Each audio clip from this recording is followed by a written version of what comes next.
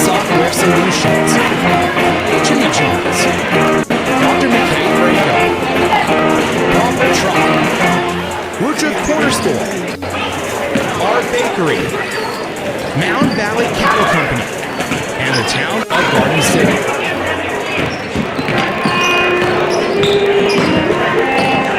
Welcome to all of our listeners out there, and welcome to our friends from Tabiona, as we always have many listeners from Tabiona for this matchup. And this is always a much anticipated matchup between the Rich Devil and Tabiona Tigers. And a doubleheader as always tonight, starting with the girls, and that is just under 9 minutes until tip-off.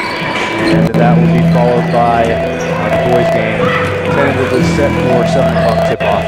Thank you for tuning in. We have a great pregame show for you, brought to you by the Ellingford brothers out of Evanston, and all of our sponsors who make these productions possible. We'll be back after this, and able to hear the final segment of our Where Are They Now and our coach's show with Coach Lex Morning. We'll be back after this. Quality is the one thing you can always count on for your business with Ellingford Brothers in Evanston. Whether you're looking for strong, high-quality cement for construction, ceilings, ground floor, a cement drop or metal ladder for your livestock, and steel fabrication, including custom towing packages, armors, and other durable accessories. You always get high-quality products and friendly, knowledgeable service at Ellingford.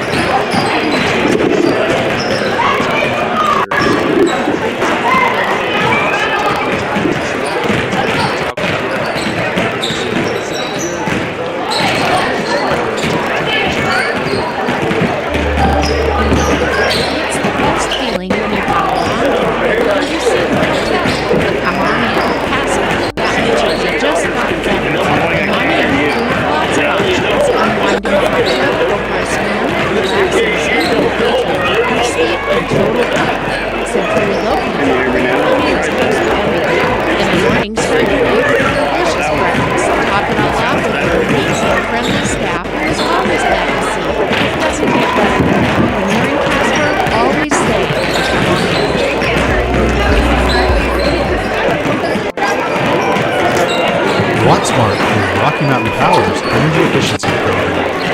WattSmart provides rebates to residential customers for energy efficiency upgrades made around the home.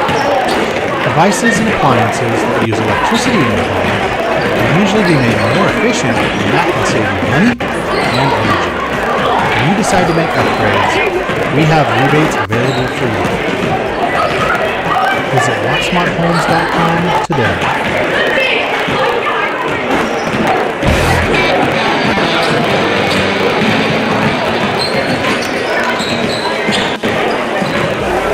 I could hear you when I first put them on.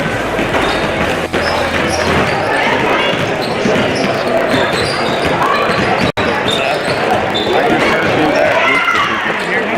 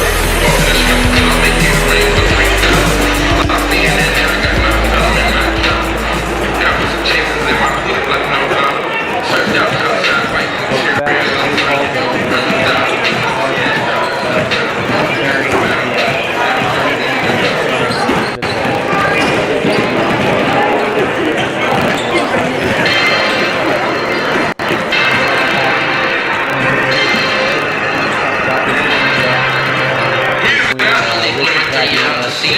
20 racks don't feel like nothing to me. Keep my distance and turn me to a beast. Visible set diamonds hugging my piece. For me, for a show, I need 80 at least. I want the smoking, no keeping the peace. Keep me a razor when I'm in the east. Open them up just like a surgery. Everything burning around me all lit. Show a little attitude, so I do. I spent 250, don't know where it went. My hood on my back, I gotta represent. Also, rebounding. On that way, I think I should let it go. 30 rounds, seconds, put that in on low. I'm gonna chop it right out of bowl. 20 blocks for the faking. I'm picking up, I'm just little bit. Every other one got diamonds in the face. Pulling out, I stick cheese, little baby. Pulling out 50 racks, looking at a cheese. If I drop dead, I'll be a real play. Trying to get thirsty, got one legacy. Brother got locked, another brother got paid. I got this certain come out of the flow. Got right to the grave. Pull up, I'm with stop, my shop, one stop, I'm seven days. You look grassy, I'm in a rave. Chopper get it, chopper like a blade. You get on money, what you want on your page. Chopper, you can never be the same. Not left foot, no stress, and turns up, put it, work out, be that friend. First year, I'm working, birthday cake. Tell that about the fame. Bitch, I'm Thursday grade. Here's the way, this be on the way. Just let it be the way the game. Took 20 off for the fake. I ain't picking up, I'm a church little big. Every other one got diamonds in the face. Pulling out, I stick cheese little big. Pulling out 50 racks, looking at a cheese. If I drop dead, I'll be a real play. Trying to get thirsty, got one leg of lead. Brother got a lock, another brother got a pay. First time I take out a whole bunch of work, had to bring to the chest and a whole lot of babes. I face nigga game changer, first time I change my heart. Money in the game. Shout out to Trevor in the range. Ready to get the truth on the stage. Never have a last, get a money less than pain. Instead of being cold, they brain. Got the jack, me, spin the net. Make sure they don't lose you. Make sure they don't find you. Make sure they don't find you. Everybody can put it in the green. Like a skate. First time I can see my day. I'm first thinking. I pick it up, I'm just a little bit. Every other one got that sympathy. Pulling out that stick, it's little bit. Pulling out 50 racks, looking at a cheese. If I drop dead, I'll be a real play. I'll be just thirsty, got one leg of lead. Brother got a whole another brother got a pay.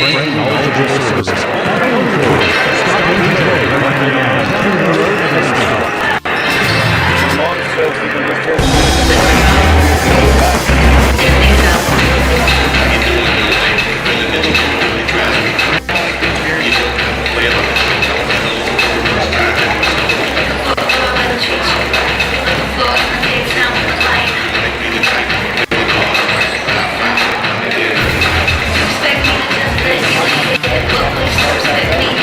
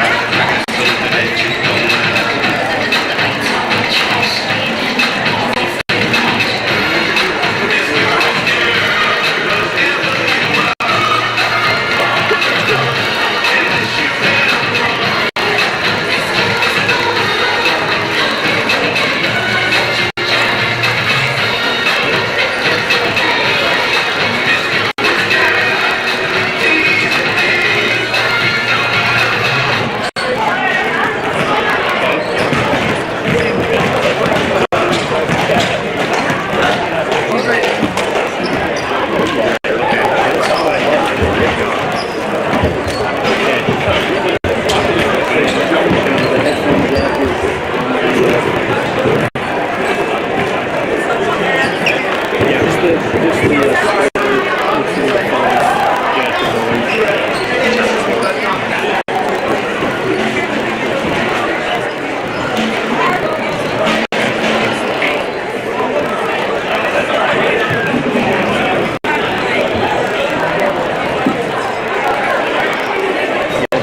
thanks for coming out tonight. We a couple announcements before we do the national anthem. First of all, we want to thank Tabiona for coming up. And we're excited the last home game of the season. There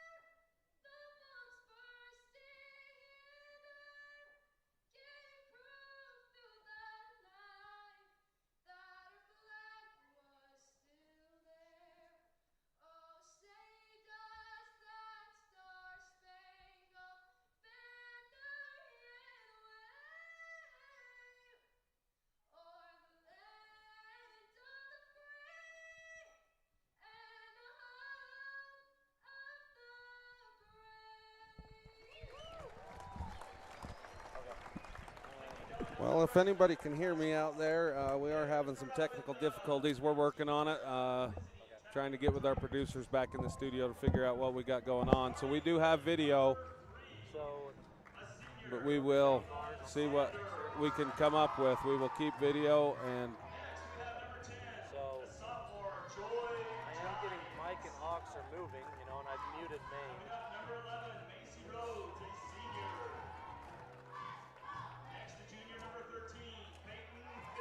Oh, so Colton said we're sounding much better. He was, yeah. Okay, let's give it a try. so the starters for the Tabiona Tigers are Gracie Fabrizio. Yeah, sorry everyone. We're just having some technical difficulties that we're figuring out, and bear with us. We're getting feedback just from our studio. They'll let us know how things are going, but hopefully that's better. I'm being told that it's better, so hopefully we're good to go now. So the starting lineup for Tabiona, we will recap that. It is number 3, Michaela Sanders. Number 32, Cadence Pippi. They're in a circle. I can't see all the numbers. Number 11, Mason Rhodes. Number 13, Peyton Pippi. And number 10, Joy Gines. And for the Rebels, Bray Pugmire, Brindley Hatch, Molly Weston, Kira Jolly, and Paige Smith. So hopefully hopefully everyone's sound is much better now. So anyway, here we go. Ready for tip-off. I guess, Colin, what's most important is that the video looks good, right, for those at home. So. That's right. Everybody can see. They may not be able to hear us, but they can see. So Tabiona wins the tip. Rhodes kicks it out to Gines. Gines dribbling to her right. Pippi has it on the right wing. She's going to drive all the way to the hole. No good. And Rhodes with the rebound, and she kicks it back out. 20 seconds on the shot clock here. Skip pass. And up to Rhodes once again. Rhodes dribbles to her left, is able to get it off in time before a travel, and that is stolen away, tipped away by Pugmire into the hands of Jolly. She hands to Weston. Weston back to Jolly, and then to Smith on the wing. She's going to take an early three, no good. And she gets her own rebound and that is good. And that's just great hustle there by Paige Smith. She knew her shot was off. She followed it into the rim, gets the offensive board and put back. Yeah, Colin, I would say she's got to be one of the best in the state on getting her own rebound. She gets a lot of them. The shot by Pippi is up and no good, rebounded by the Rebels, going the other way now. Jolly, a great find to Pugmire. She put it right where he had to put it. And Coach Fabrizio wants a timeout. Great start for the Rebels, up 4-0 to start things off here. We're going to be back after this. We'll go to a quick commercial break, which hopefully you'll be able to hear our sponsors. We'll wait for feedback on that. You're listening online at mylocalradio.com and listening in at 98.3 KDQ FM. When you're hungry for an amazing breakfast, just like Grandma used to make, visit our bakery on Main Street in Randolph. We hand make fresh pastries for you to enjoy. Supporting the Rich Rebels and thanking you for your business, visit our bakery today.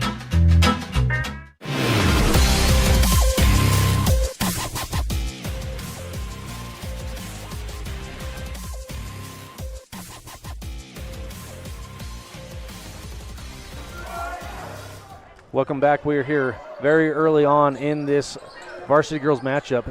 Number 1 versus number 2 in the state. Rebels currently up 4 points on Tabiona, but quickly now Joy Gines with the three-pointer, and that is good.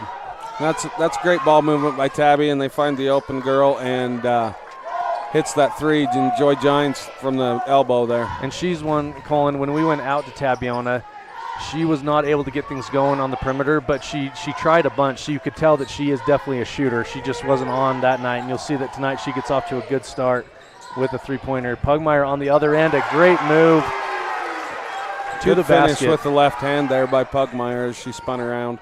Colin, I feel like her game so much last year and into the beginning of this year was all about rebounding, putbacks, but her post moves are coming along as well. She's had a great season. Pippi has it up top. She pump fakes and hands to the other Pippi, and she will drive and kick out. Gines again for the three. That rims out and out of bounds on the Rebels. And so Tabiona will have the ball underneath with a new shot clock. And that one did come off Bray Pugmire. She tried to get the defensive board there. So 34 seconds on the shot clock for the Tabiona Tigers. And that's going to be a huge part of the game tonight is on the boards, right? Second chance baskets, everything. Rhodes gets the inbound.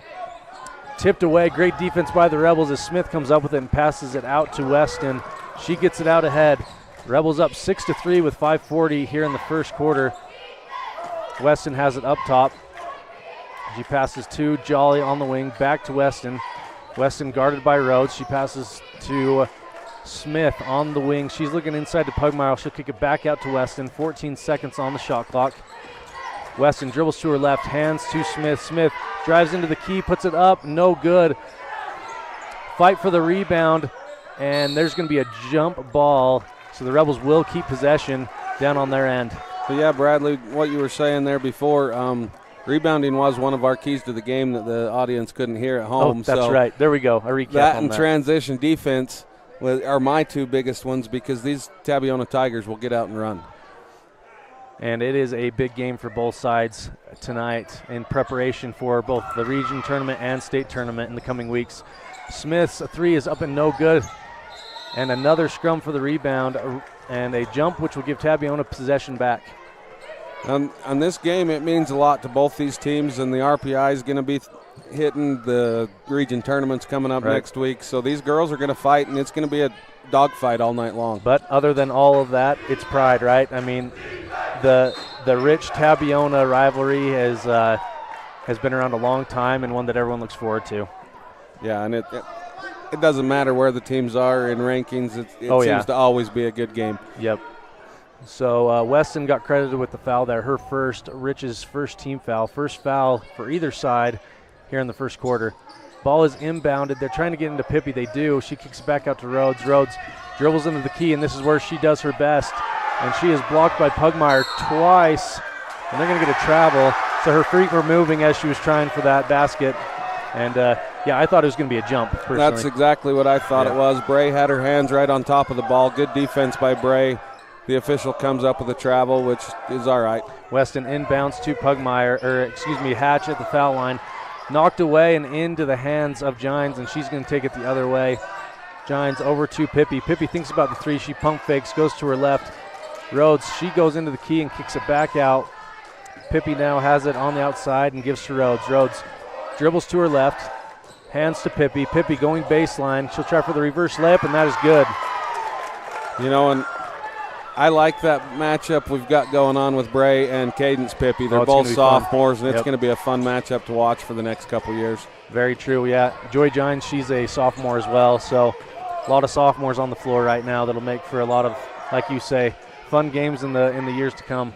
Weston has it on the left wing. She's going to go baseline. She'll dribble it back out and give to Hatch. Hatch finds Smith cutting into the paint. Hatch has it. She'll try for three, just rims out. And Peyton Pippi with the rebound going the other way. 3:43 to go. 6-5 in favor of the Rebels so far tonight. And the Pippies do have one more freshman that's pretty good, too. And I got to see her this morning. Definitely a Tabiona last name. We've heard that one for a long time. Into the game for the Rebels, both Cass Argyle and Dottie Morse into the game for Kira Jolly and Brinley Hatch. And as I talk about the freshman, Chloe Pippi, she checks into the game for the Tabiona Tigers. Number 1, okay. For Peyton Pippi. So Weston dribbles across half court, passes to Argyle on the left wing, back to Weston up top. Weston passes to Smith. Smith over to Weston. Back and forth they go, trying to work things inside. Weston goes for three, and that is good. I think Molly knew that one get tipped. I thought Molly knew that one was good as soon as she let it go. She was just started backing up to the half-court line. 9-5 now in favor of the Rebels as Rhodes passes over to Gines. Gines on the left wing. Yeah, Colin, I look at all the matchups right now, and we've got some really, Rhodes and Weston, Gines and Smith, these are going to be really good matchups throughout this game tonight. Yeah, it is. Rhodes dribbles into the key and kicks it back out. There is Pippi for the three, and that is no good, and that'll go out of bounds, heading the other way.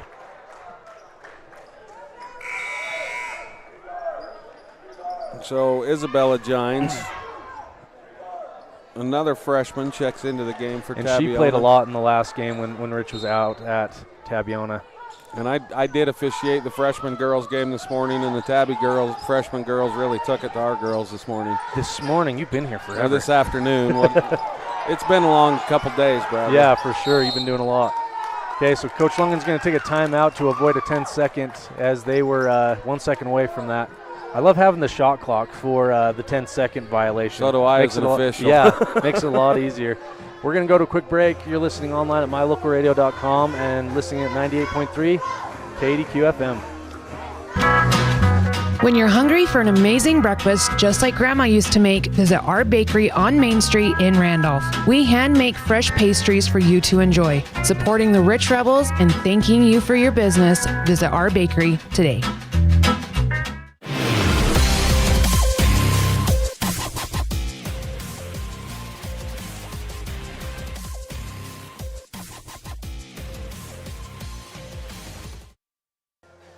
Welcome back. We are here in the first quarter. 2:32 to go. Rebels up 9-5.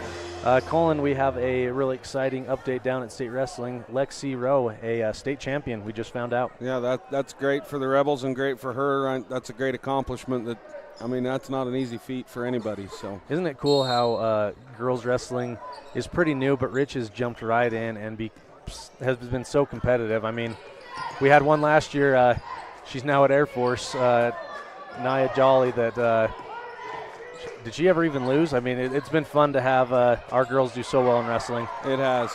Up ahead, Pippi gets it after the Tabiona steal, and she does finish. Nice finish, as you thought she had too much momentum, but she's able to finish at the rim to bring her side within two. I think every year the Rich Lady Rebel Wrestling Squad has actually sent at least one girl to college to wrestle. So. Yeah, it's pretty awesome. Argyle steps into the paint, fouled on the jumper, so she's going to go to the line to shoot two.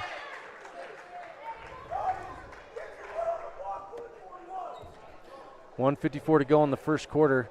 Rebels up 9-7. Argyle's first is up and off the mark.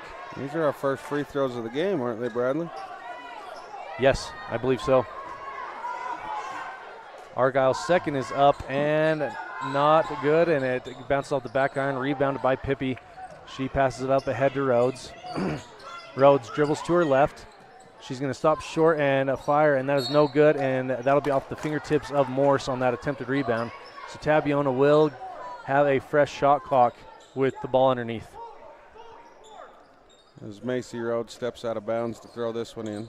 She gets it into Pippi in the corner. Pippi's going to dribble to her right. She gets it to Joy Gines.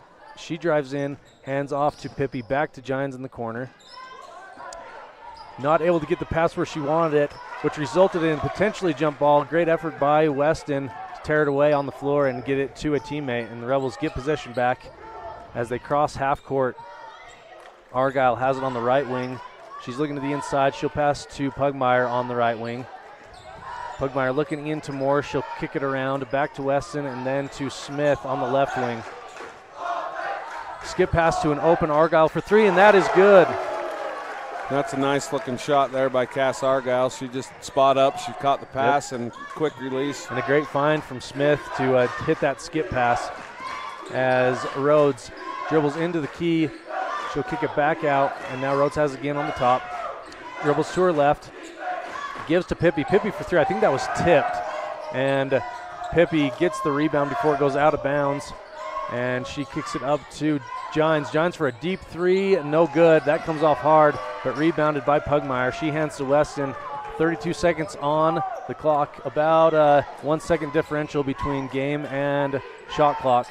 Argyle tried to get it to Pugmire inside. I think that was a miscommunication error, and into the game for the Rebels, both Brinley Hatch and Lacey McKinnon in for Dottie Morse and Paige Smith. So no shot clock now, 19 seconds on the game clock. Rhodes cross is being guarded by Weston. She goes into the key and kicks back out to Pippi. Pippi's going to take a shot from the foul line, no good.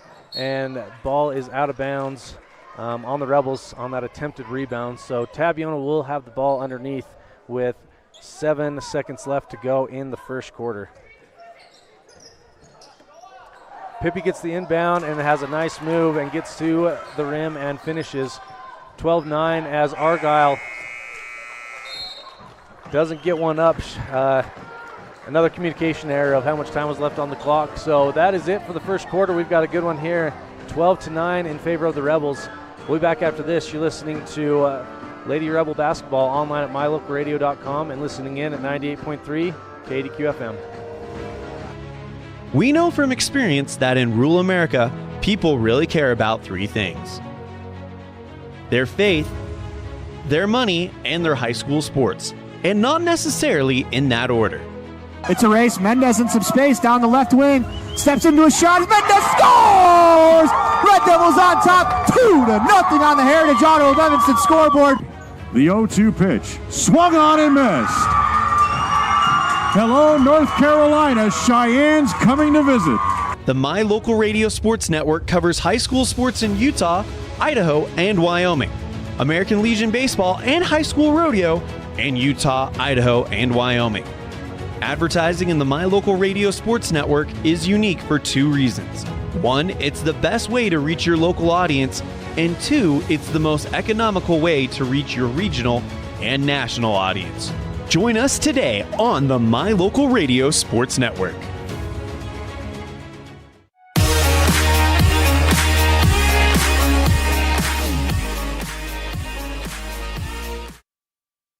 We are back as the ball is inbounded. Weston's going to go to the hole and just rims out. And Pippi with the rebound going the other way. We are just at the very start of the second quarter as Giants has it up top. She skips it to Pippi. Pippi gets it to the opposite block. That is a new sub for Tabiona. That's number 3, Michaela Sanders.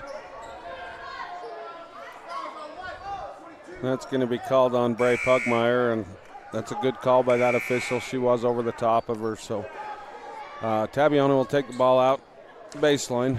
That's Bray's first, team first, as we are just at the beginning of the second quarter. Pippi to inbound. She gets it in, but just over, and that's, so it must have been tipped, I'm guessing. No. Oh, she caught it in the backcourt, that's right. Yeah, on an inbound you can go all the way to the backcourt. So Smith gets the rebound off the miss. She gets it ahead to Jolly. Jolly finds McKinnon on the left wing. McKinnon back to Jolly. Smith And then Hatch in the corner. Hatch skips it to Jolly. McKinnon on the left wing looking to the inside, and she enters it into Pugmire. Tipped away by Tabiona. Kept alive, and Giants is going to have it in the corner being pressured by Pugmire. She gets it out ahead to Macy Rhodes. And Rhodes gets it in to the paint. Giants has it, and for the three, that is no good. Rebounded by Sanders. And Giants pass over to Pippi. Pippi for three, and that is no good. Rebounded by Jolly, going the other way. Jolly finds Hatch, but is tipped away by Pippi. Just barely. Was almost there, but she's gets her hand in there and takes it across half court. That's a great play, defensive play by the freshman there to take that one away. Yeah, she's her stock must have gone up. I don't think we saw her the last game, but she's a good player. Rhodes dribbles to her left, picks it up, and passes it out to Pippi. Pippi for three, and that is off the front iron. And a scrum for the rebound again, and I'm sure we're going to have a jump ball here, and that'll stay in possession of Tabiona. Weston back into the game for McKinnon. And Cadence Pippi comes out for Tabiona, and I believe it was Peyton Pippi, yep, that came in. Giants to inbound. Looking, she gets it into Pippi.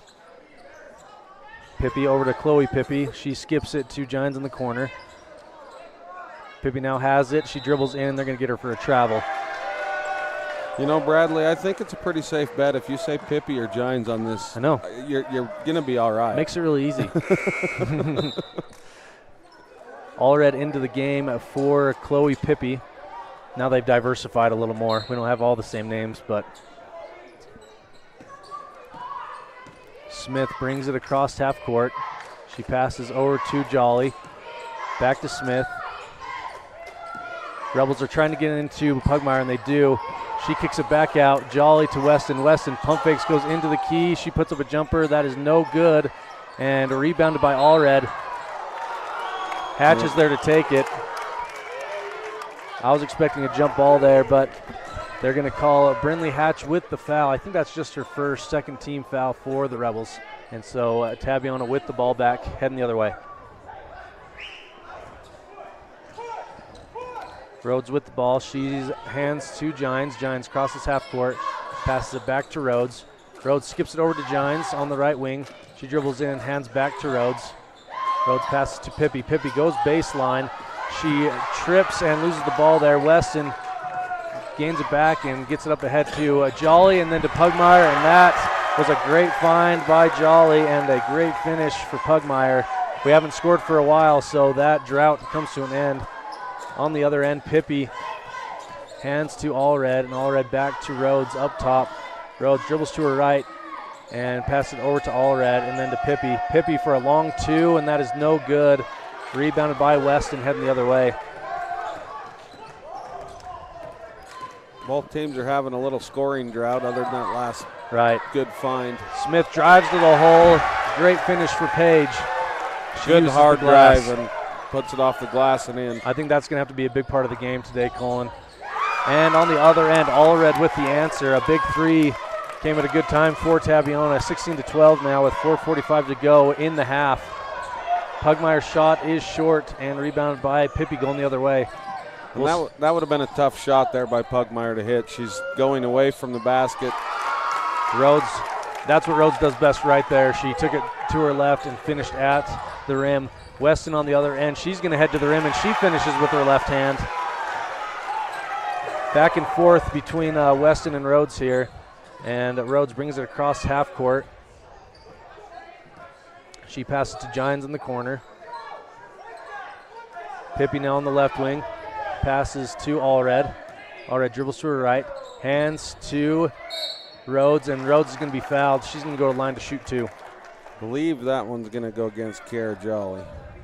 So, Colin, we have another state champ in the girls wrestling. Nina Hillier, state champ. So the Rebels have two, and Hillary Rex with a second place finish. So a lot of hardware coming back. Lady Rebels showed up to wrestle today, didn't they? Yep, it's awesome. And I do have an update now for the boys as well. Thank you to our buddy Rob Leifson for getting us updates. I know he sent me one. So there are some more championship matches to come for the boys. Wilkes Weston and Jordan Johnson wrestling for the state championship. And then Scotty Wakefield and Bailey Weston take third. Hudson Perry and Boston Jolly take fourth place. And Katharina Smith, Avia Nelson, and Hazel Wilson all take fourth place. Macy hits the second free throw there. Makes it 15-18 on the scoreboard. Weston finds McKinnon, and she drives to the hole. I'm really liking this out of the Lady Rebels. They weren't shooting very well, so now they've started attacking the rim and actually putting the ball in the hole. Yep. Rhodes hands off to Allred. And Colin, that's going to happen at state, right? We're going to get shut down on the perimeter some games, so to be able to have an inside game is crucial. Rhodes skips it to Gines and then back to Allred. And then Pippi drives in, gets it to Gines in the corner. Gines thinks about it, but hands to Allred. 10 seconds on the shot clock. Gines passes to the other Gines, and then Allred is going to have to throw one up, and that will be it. Great defense by the Rebels. Such a momentum builder when you make a shot clock violation happen. Yeah, there's just something about it. And you know, I watched the broadcast Thursday night in Big Piney, and you kept hinting about the shot clock, and I think that's the biggest thing is our kids aren't used to playing defense for more than 35 seconds. Yeah, it makes a difference. Lacey McKinnon cuts to the hole and is fouled as she goes up. Colin, I love watching McKinnon play. She's been fun this year. Another sophomore that we'll be able to have for a few years, and she's going to go to the line to shoot two. And that foul's going to go against Joy Gines, her first and team first of the quarter. First foul shot for McKinnon is no good off the back iron.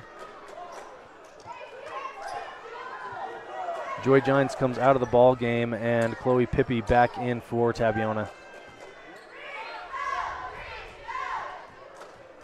McKinnon's second is up and just off the back iron, rebounded by Gines. She gets it across half court, and she hands to Pippi. So two freshmen in for the Tigers right now. Rhodes dribbles to her left. Good defense by Weston. Tipped away by Hatch, and I believe we're going to have a jump ball, and that'll give the ball back to the Rebels. Coach Lundgren's trying to say that Tabiona was stepping out of bounds, and he just joking with the official, having a good time. Ball is inbounded to Weston. She gets it across half court, guarded by Gines. Passes over to McKinnon. McKinnon tries to get it into Hatch, but that is tipped away. Hatch did all she could to keep that alive, but Tigers did a good job defensively to get the ball back. Allred's going to go for three. She already has one today, and that's the second. And that's a big one to pull this within a one-possession game. Yeah, definitely. And that score come off a good defense there, and it was Cadence Pippi who was able to tip that last ball away. McKinnon has it on the left wing. She finds Weston in the corner and just outstretched arms, and that goes out of bounds. Cass Argyle's going to check back in for the Rebels for McKinnon. 2 minutes and 15 seconds remain here in this second period. Already one half almost down as Allred's going to bring it up. Allred's played a big role, 2 threes so far. She gets it into Rhodes on the elbow. Rhodes dribbles to her left, kicks it back up to Pippi. Chloe Pippi gets the ball back. She's going to dribble to her left. Good drive, but good defense by the Rebels at the rim as Smith gets the rebound. She crosses half court. Minute 52 to go. Rebels up 2. Argyle for 3. She's had one as well, just off the front iron. Rebounded by Rhodes. She's going the other direction. And they're going to get Weston with the foul there. And I believe that's Molly's second. Minute 42 to go. Rebels still up 2. That's the Rebels' 4th team foul. And so Tabiona's just 1 Rebel foul away from going into the bonus. Pippi has it in the corner. She dribbles it off her foot and will go the other way.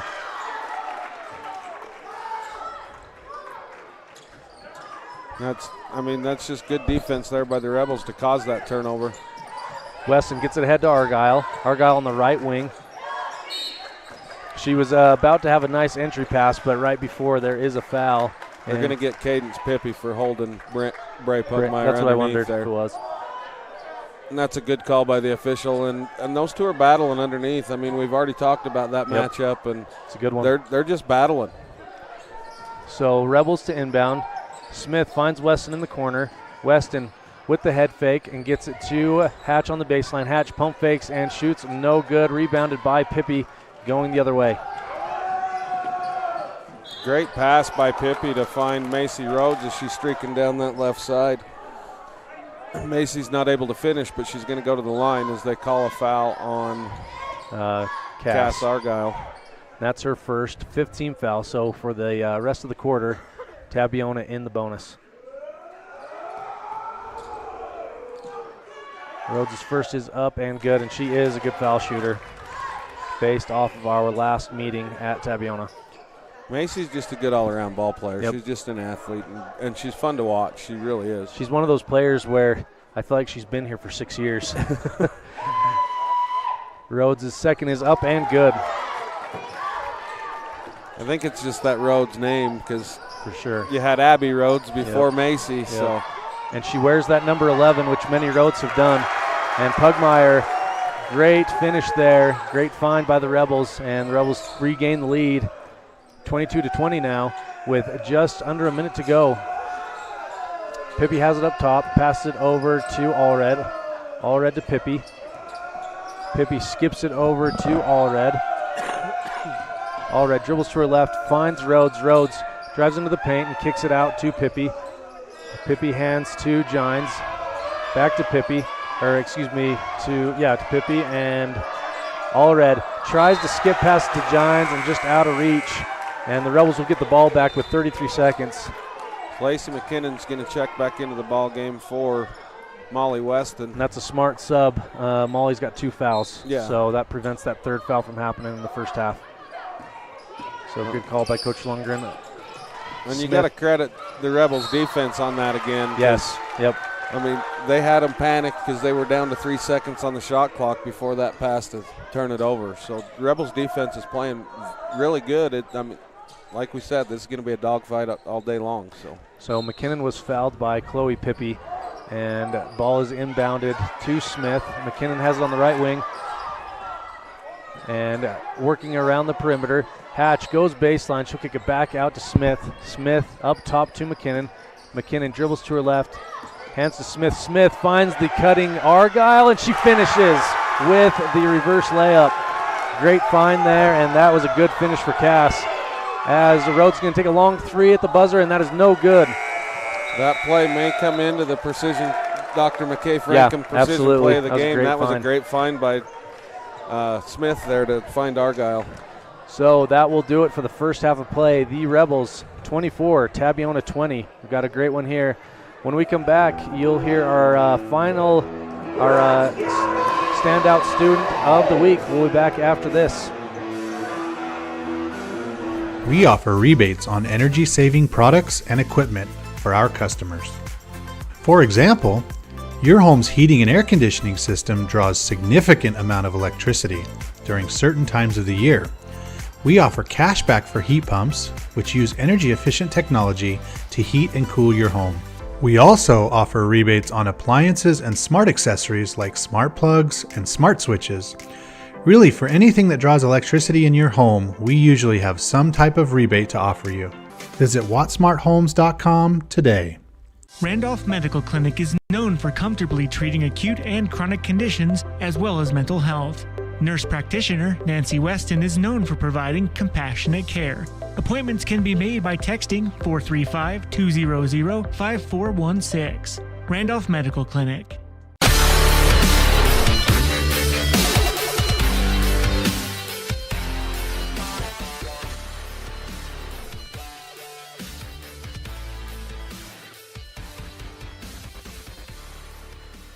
Time now for our standout student segment of the week, and I'm super excited to be talking with my niece Tesla Holmes. Tesla, are you as excited as I am? Yes, always. So Tesla, you are a senior in high school, which, first of all, is that just a weird feeling, or have you been waiting for this for a long time? I've been kind of waiting for a long time. I've been wanting to graduate since a freshman, so. Well, did it go by fast? Yeah, I think so. So, Tessa, we'll talk a little bit about how school is going, what kind of classes you're taking, and then what are your plans for the future. And so tell us about what your schedule's like. I know that you're doing a lot of college classes and whatnot. So what's your schedule this trimester?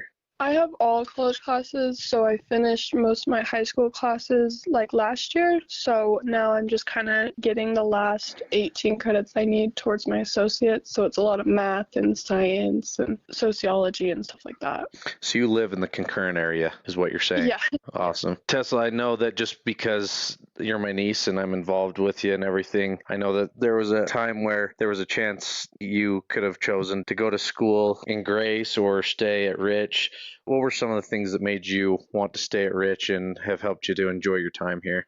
I think one of the biggest benefits at Rich is the teachers. They're all super individualized towards the students, and they can help you understand. They're willing to take the time out of their day to help the students, where the school I was going to for a minute, they weren't necessarily the same way. And Rich has a lot of great opportunities to get certificates and degrees and stuff like that, where the other school did not. So. No, that's very true. And at the end of this interview, just a heads up, I'm going to ask you to give a shout out to a teacher who's had a really positive impact on you. So have that in the back of your mind when you mention how great the teachers are. Tesla, what have been some highlights from your senior year so far? You're over halfway done. What are some things that have been really fun this year that have stuck out to you?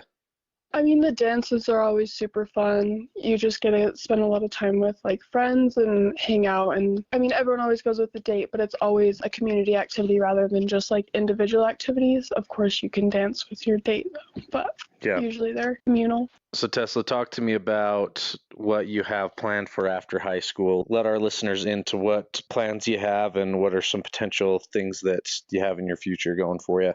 So my plan is just to continue to get my degree. I want to major in psychology and eventually get my PhD to become a psychiatrist and just kind of open up my own business and do that. So that's great. So what draws you to being a psychiatrist and going down that route of mental health? I really enjoy helping people and just kind of listening to what people have going on in their lives and to kind of dissect problems and see what the solutions are. And I think I'm kind of good at it, so I like to help people learn to be better at it. So you must be a good listener. Yeah. That's a great quality to have. Tess, you've got a close relationship with your brother, and everyone knows Jet and can't miss that bright blonde hair out on the basketball court right now. But what's it been like being able to go to school? Because since you're just a year apart, what's it been like being able to experience high school with your brother?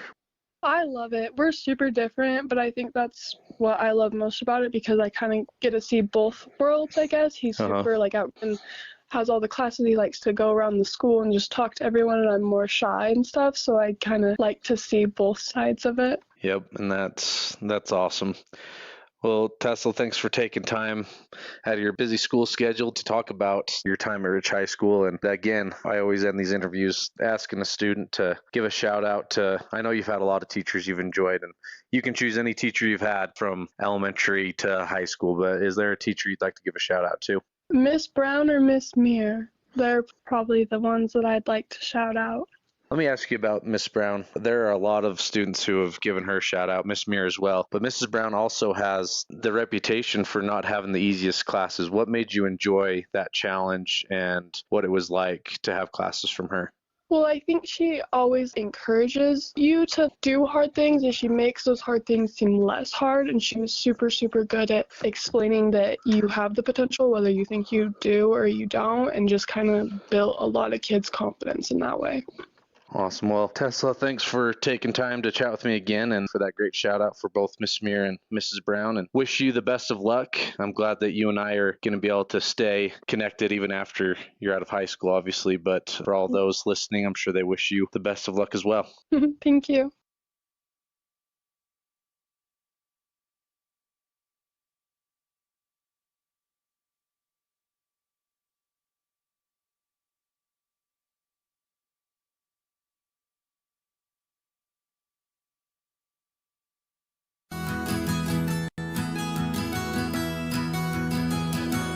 Established in 1984, T7 Propane provides you with quick and affordable service. Rely on T7 services to bring warmth and comfort to your home or business. T7 Propane delivers everywhere from the Fort Bridger area throughout Bear Lake Valley. Schedule your delivery today at T7propane.com. T7 Propane for all your propane needs.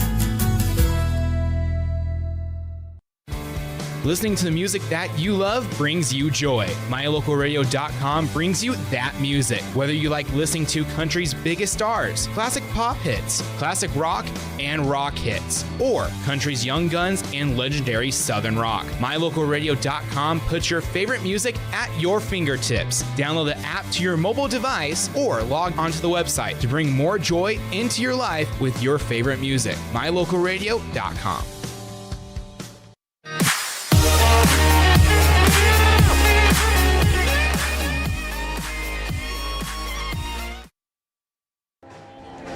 Welcome to our halftime show, brought to you by the Station on Main.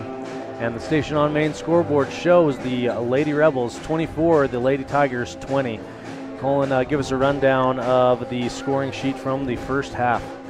So for the Tabiona Tigers, Chloe Pippi has 2, Taylor Allred has 6, Joy Gines with 3, Macy Rhodes with 5, Peyton Pippi with 2, and Cadence Pippi with 2. And on the Rebel side of the ball, you have Molly Weston with 5, Paige Smith with 4, Braylon Pugmire with 8, Lacey McKinnon with 2, and Cassandra Argyle with 5. And that rounds out the scoring for the Rebels. It's been a good game so far, Bradley, and I don't expect the second half to be any different. Yeah, Colin, what are some things that have stuck out to you that the Rebels need to continue to do to I don't think we're going to see a blowout either way tonight. This is going to come down to the wire. What do the Rebels need to do to finish this one out? Well, they need to continue to do what they have been doing, and that's finding that open cutter like we've seen right there at the end of the second half. And we need to get out a little better on the perimeter defense, on the defensive end, to stop those three-pointers that the younger girls for Tabiona have put up. That is your first half highlights, brought to you by the Station on Main. We'll be back after this. You are listening online at MyLocalRadio.com. Great signage is an important component to any successful business. It lets your customers know they have arrived at your doors, and it's a constant advertisement of who you are. When you install LED signage, you're taking it one step further. The ability to create color messages that move is an attention grabber. Plus, you can change the message whenever you would like. Make your business stand out with an LED sign from Rocky Mountain Sign, providing service, installation, and maintenance on all signage. Rocky Mountain Sign, licensed in Wyoming and Utah. Call today for a quote, 307-789-5202. When was the last time you got to stay at a hotel that had an indoor waterfall and a fish pond? Or a hotel with a swimming pool, a baby pool, and 5 hot tubs? At the Come On In Hotel and Suites in Casper, Wyoming, you'll get all of this, plus an amazing complimentary breakfast. You can even reserve a suite with a private jacuzzi for 2. The rates are so affordable that every time you're in Casper, you and the whole family can stay without breaking the bank. The best hotel in Casper is the Come On In and Suites. Make your reservations today and come on in.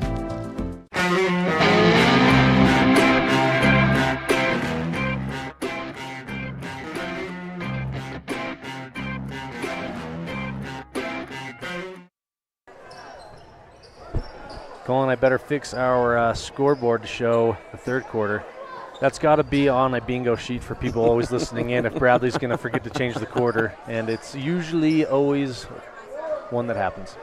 So Tabiona's going to start with the ball, and Colin, I think we've got a great second half coming up. And just a reminder, it's not just this game. We've got the boys coming up afterwards, and that is slated to be a great one as well. Yes, it should be. Giants has it on the wing. She passes up ahead to Rhodes. Rhodes hands to Pippi. She drives in, but she's going to kick that back out to Rhodes. Rhodes dribbling to her right, and she goes to the hole and finishes. That's a good hard finish by Rhodes. You got to give her credit Usually there. is. I mean, it was good defense, and she was just able to put it up and finish that shot. Weston passes over to Smith. Weston has an open look up top. Her three is just rims out. Pugmire, a great rebound there to keep things alive. She hands to Jolly. Jolly gets it right back. Oh, that was just a strong move from Bray. another half second, and that would have been a jump ball, so she's able to keep it alive and put it into the basket.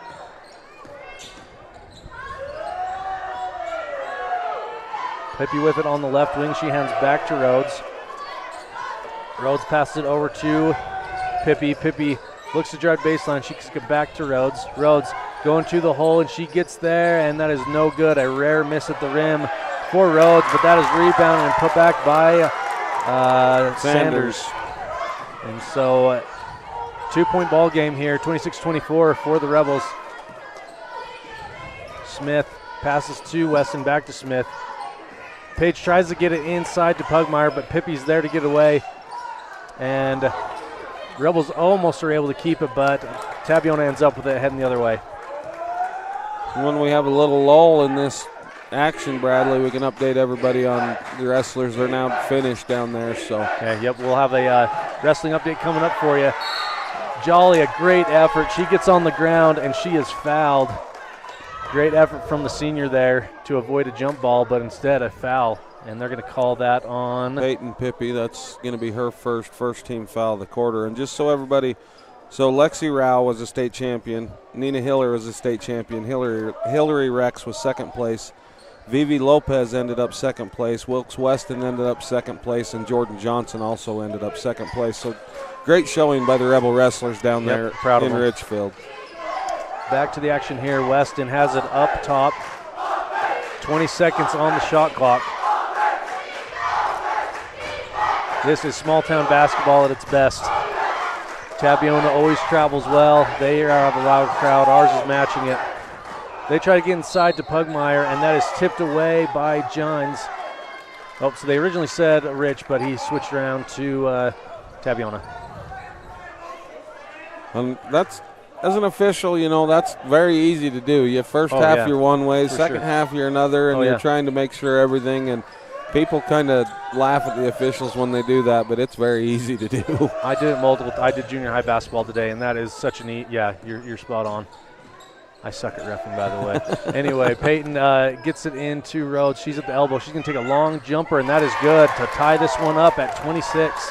Well, don't feel bad. A lot of fans tell me I do as well, too. So that's just what happens, isn't it? It's part of the territory. That's right.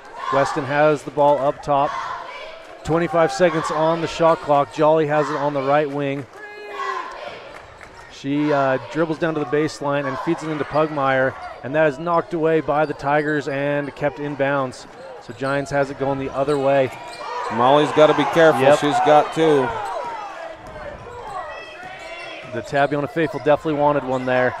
Ball is inbounded to Sanders, and she is fouled, so she's going to go to the line to shoot two. I believe that's going to be Bray's second. First team foul on the Rebels. So the senior will go to the line to shoot two.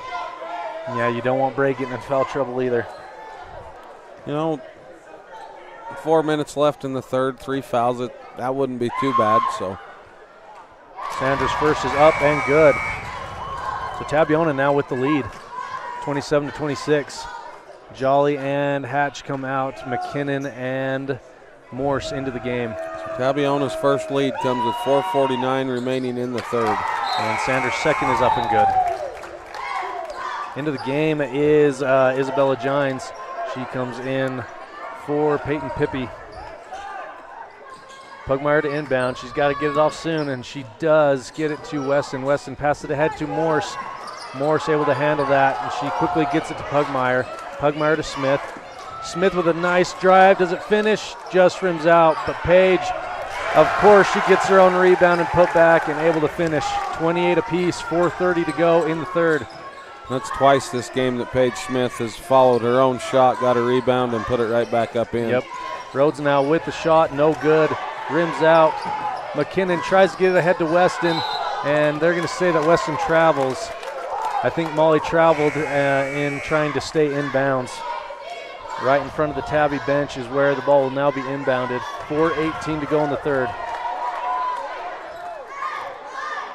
28 all. We're in for a fight. Going to take a timeout. We'll go to a break too. It is now time for our Bear Lake Fan Cam. We'll be back after this. And now a message from the experts at Bear Lake Realty. Welcome to Water's Edge, right downtown Garden City.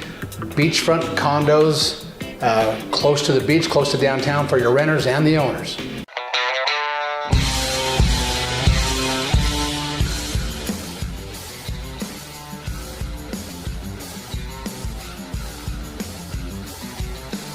Thank you to Gary McKee and the team at Bear Lake Realty. If you're looking for a property in Bear Lake, call Gary McKee at 435-946-8888. We are here, 4:18 to go in the third, tied at 28. And, honestly, Bradley, I want to thank all the sponsors because, as you know, this year I haven't been around as much as I have in past years. And I had today blocked off because, like you mentioned earlier, tonight was supposed to be senior night. And so last night I was unable to make it. I was actually reffing some ball games to answer Rob's question. Yes, I was reffing. I was down in Moab. So we figured you were. I was unable to make it because of them changing the senior night. So that kind of sucked for me, not being able to be here for Talon, but I was able to watch it online and just thank the sponsors for being able to put this out for everybody. Yep, thanks for bringing that up. It does change the whole landscape for fans in our region to be able to watch these games. And top of the key, Gines gets it into Rhodes. Rhodes has a runner floater, and that is no good, but rebounded by Gines.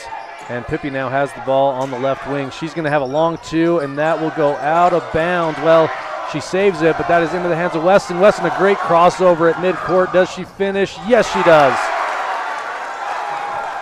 That's a great finish by Molly, and for a sophomore, Cadence Pippi, that was very good on her part. She went up and contested the layup, but didn't foul Molly either, and either get her to the line or even an and one.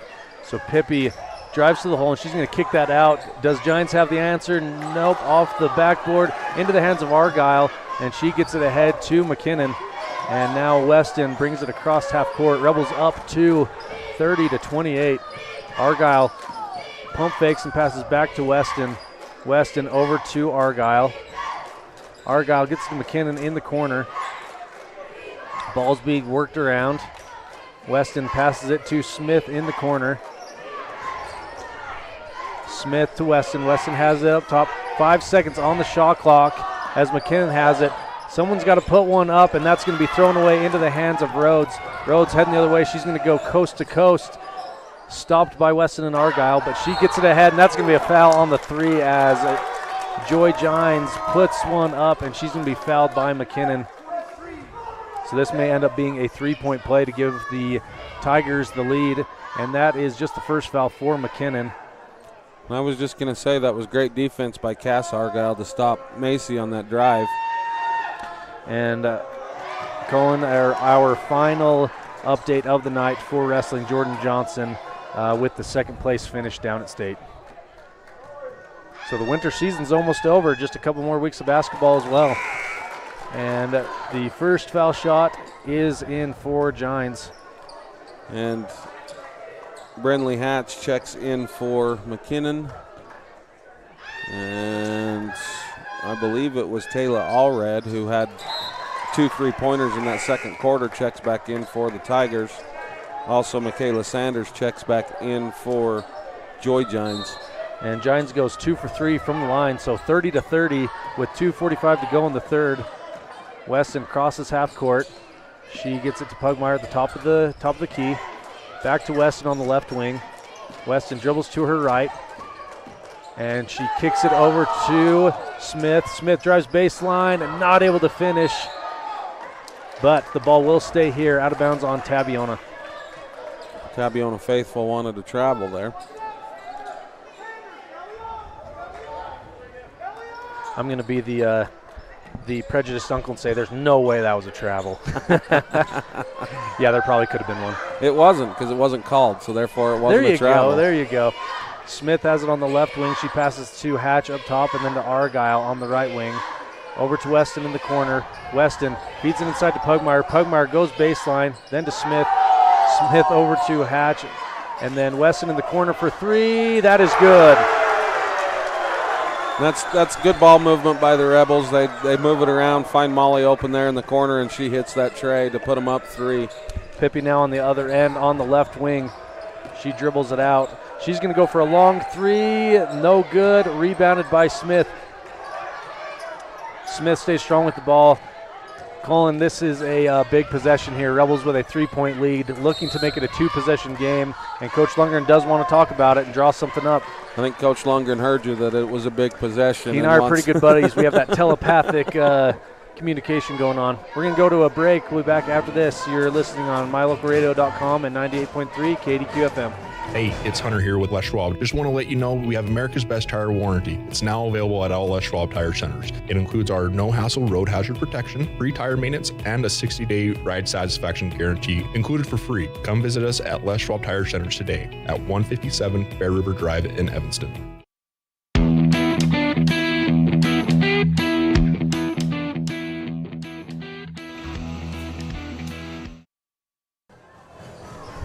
Colin, following that three-pointer from Weston, the Rebels now with a 3-point lead. If they can get a score here, that will be a 2-possession game, and it has not been a 2-possession game in quite a while. This has been back and forth most of this half. Yeah, for Tabby to take their first lead there at that 4:30 mark in the third quarter, and it's been just back and forth since then. Hatch passes to Argyle on the left wing. She is dribbling into the paint, and she kicks it over to Smith. Smith catches in the corner. She will pass back out to Hatch. We've got 8 seconds on the shot clock. Argyle hands to Weston. She's going to have to get one off. She puts up a jumper, and that is good. Off balance, be able to bank that one in. That's a good shot by Molly, a tough shot. On the other end, Rhodes dribbles to the hole. She puts one up and just rims out. Great rebound by Pippi to keep this possession alive. And Joy Giants now has it on the right wing. She is going to pass to Allred. Allred to Rhodes. 54 seconds to go in the third quarter. Rhodes is going to dribble it back out. Hands to Allred. Allred to Rhodes. Rhodes is going to try for three. No good. Rebounded by Pugmire. And Pugmire going to hand to Weston. 38 seconds, so about 10-second difference. Shot clock and game clock. Weston passes over to Hatch. Hatch to Weston. Weston hands back to Hatch and Hatch to Argyle. Argyle thinks about it. She pump fakes and passes over to Smith. Smith back to Argyle. 10 seconds to go here on the clock. As Argyle hands to Smith. Smith for three. No. And a fight for the rebound, and Pugmire comes up with it. She gets it back out to Smith. 8 seconds on the game clock. Weston for a deep three. No good. Rebounded by Pippi. Don't foul to end the half. And she puts one up. Ooh, and that is off the mark. I thought that was going to bank right in. And so did I. So, Colin, that is it for the third quarter. Are you nervous? My nerves are a little high right now. You know, no. You're just a level-paced guy. I get too invested. Well, you have a little more investment into this game, Bradley. I mean, you have some relatives playing here, so. You know, and with that comes being around, you know, her teammates as well, and you just want these kids to be successful. And Tabiona, the problem is they have the exact same dream, right? And they want to be successful. And I was talking to someone today. Actually, it was Coach Cornea. We were talking about the state tournament coming up, and he said something that's so true. You can be as good as you want, but when it comes down to state, you have to have some luck. And that's just part of this game, and that's what makes it a fun game, too. Yeah, I mean, you look at the 3A state tournament last year, and a number 10 seed actually won the boys' side of that 3A tournament. Who was that? Was Judge Memorial. That's right. And, I mean, that's they're what makes coming this on sport strong fun. Right now in the 3A again. At the right time. After they'd been 10, 11, 12 all year long, and they're up to 5. Well, and you look at the Tabiona-Tintic game last night, and the boys, Tintic gets that win at Eureka. Not a shocker. I mean, if we were to lose to Tintic, I wouldn't be, like, overly shocked because they're solid this year. It's been fun to see them do well this year. Yeah, and I listened to talk to Coach Cornea when they did go out to I listened to the interview, and Coach Cornea is right. I don't know that they're a dark horse. They're just kind of an unknown that people just don't know about them. Just historically, yep. So Pugmire gets the ball underneath. We're back into play here. She has a good move to the basket, and she's going to be fouled by Pippi and go to the line to shoot two. And that is Cadence Pippi's just her second. And that's, I mean, I don't think anybody heard me, but I've actually officiated this Tabiona Tigers team quite a bit this year, being down where I'm at. But, for Coach Fabrizio, that's a good thing because Cadence Pippi has actually been in foul trouble a lot this year. Well, anytime a post only has 2 fouls at the start of the fourth, that's pretty impressive, So Pugmire able to knock down 2 big free throws to give the Rebels a 7-point lead, biggest lead in quite a while. And Gines now has it on the right wing. Rhodes drives in and kicks it out to Allred. This would be her 3rd 3 and no good. And Smith and Sanders get a jump ball on that rebound. So Sanders able to keep it on her end of the floor with that jump ball. And so Allred will be the inbounder for Tabiona. 7:23 to go in the fourth. Allred looking, and she does get it into Pippi. Pippi gets it right back to Allred. Hatch is there with the good defense. Gines now has it up top. She'll dribble to her right, pick and roll, and she passes to Pippi, back to Gines, and then to Rhodes up top. Rhodes on the left wing, and she dribbles it into the paint, and not able to finish. That's usually her bread and butter. And Pugmire with the rebound, taking it the other way, and she passes to Smith. Smith, the open free up top, no good, and that will be rebounded by Rhodes going the other way. Rhodes tries to thread the needle, but that's going to be off Weston as it was deflected out of bounds, and Tabiona with the ball underneath once again. And I think Coach Fabrizio is going to take a timeout here. We'll go to break as well. Thank you for listening in to Lady Rebel Basketball online at mylocalradio.com. Listening in at 98.3 KDQ FM. If you've never heard a mechanic say they truly care, then you've been at the wrong place. Stacy's Repair in Woodruff is a family-owned and operated business open since 1992. Offering all types of maintenance and repair services, you can be sure your vehicle is operating at its best. Whether your vehicle is older or the newest model, gas or diesel, we fix and maintain them all. Also offering chip repair, windshield replacement, and tires. When your vehicle needs a mechanic, bring it to the ones who truly care. Stacy's Repair in Woodruff.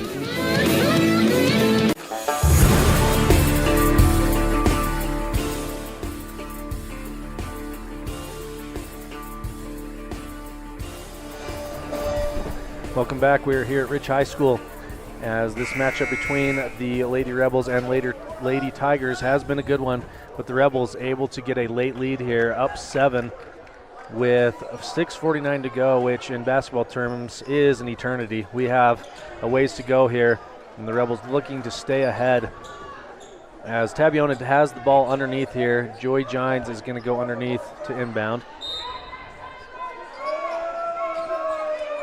Gines looking. She will pass it into Allred in the corner. Allred passes to Rhodes up top. Rhodes gets a screen from Sanders, and she's going to go all the way.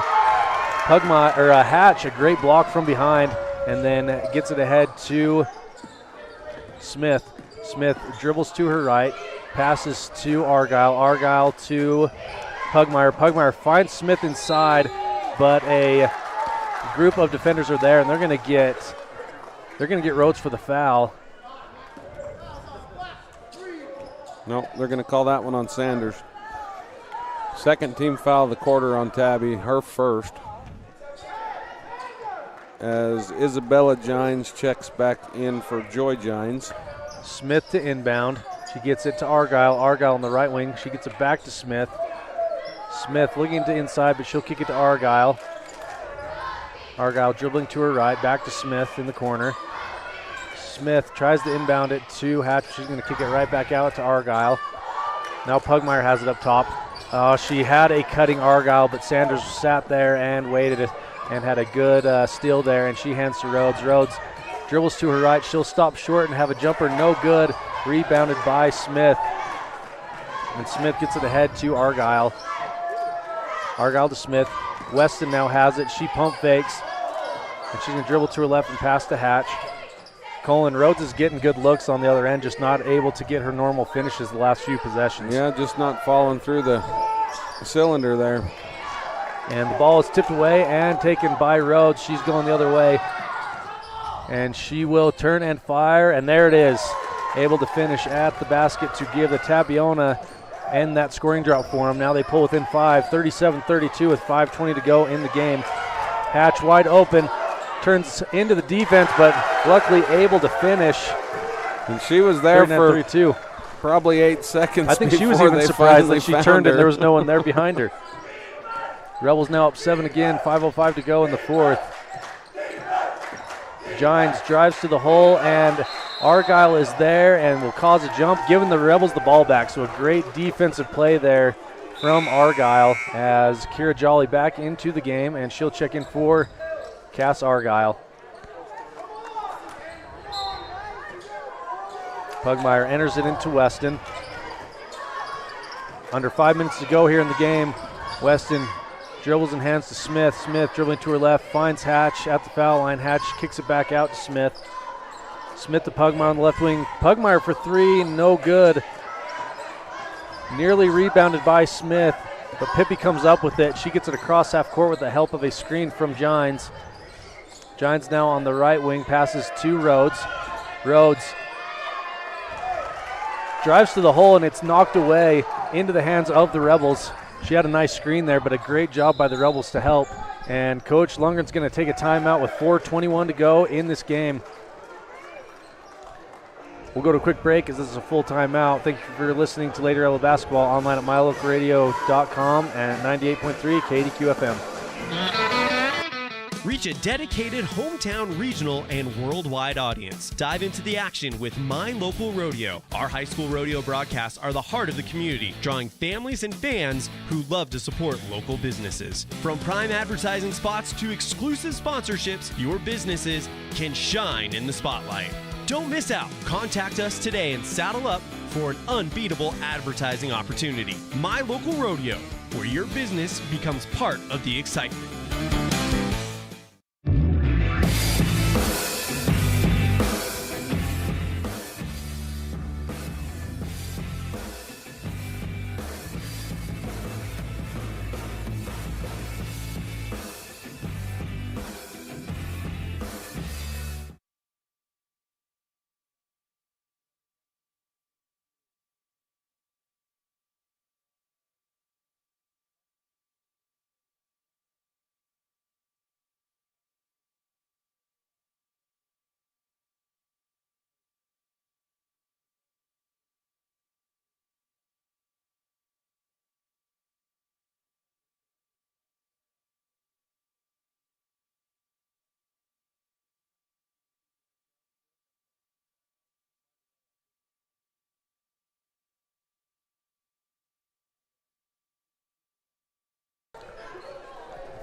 I was muted that whole time. There's a bingo spot for you. Bradley not on muting the soundboard. And we had some good dialogue. Too bad super good. The fans at home missed. We were talking about the band and the music era. Anyway, Weston gets it to Smith. 5 seconds on the shot clock. Weston gets it in. I've noticed, Rob, when the shot clock is getting low, the Rebels make one too many. They try to get in underneath. Just fire one up. We've got some great shooters. 3:50 to go. Yeah, exactly. There you go. Gines gets it to Pippi. Pippi's going to dribble up to the top of the key and hand to Allred.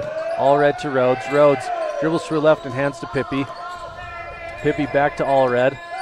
Allred passes it to Rhodes. Rhodes gets to the inside and dishes to Pippi. Pippi, she had a lane to the basket, but she kicks it back out, but she'll get the rebound off of that miss from Gines. And that was just outworking Bray Pugmire. I've got to say that. Bray had a good box out on her. She just worked herself around it, and Cadence Pippi come up with that offensive rebound.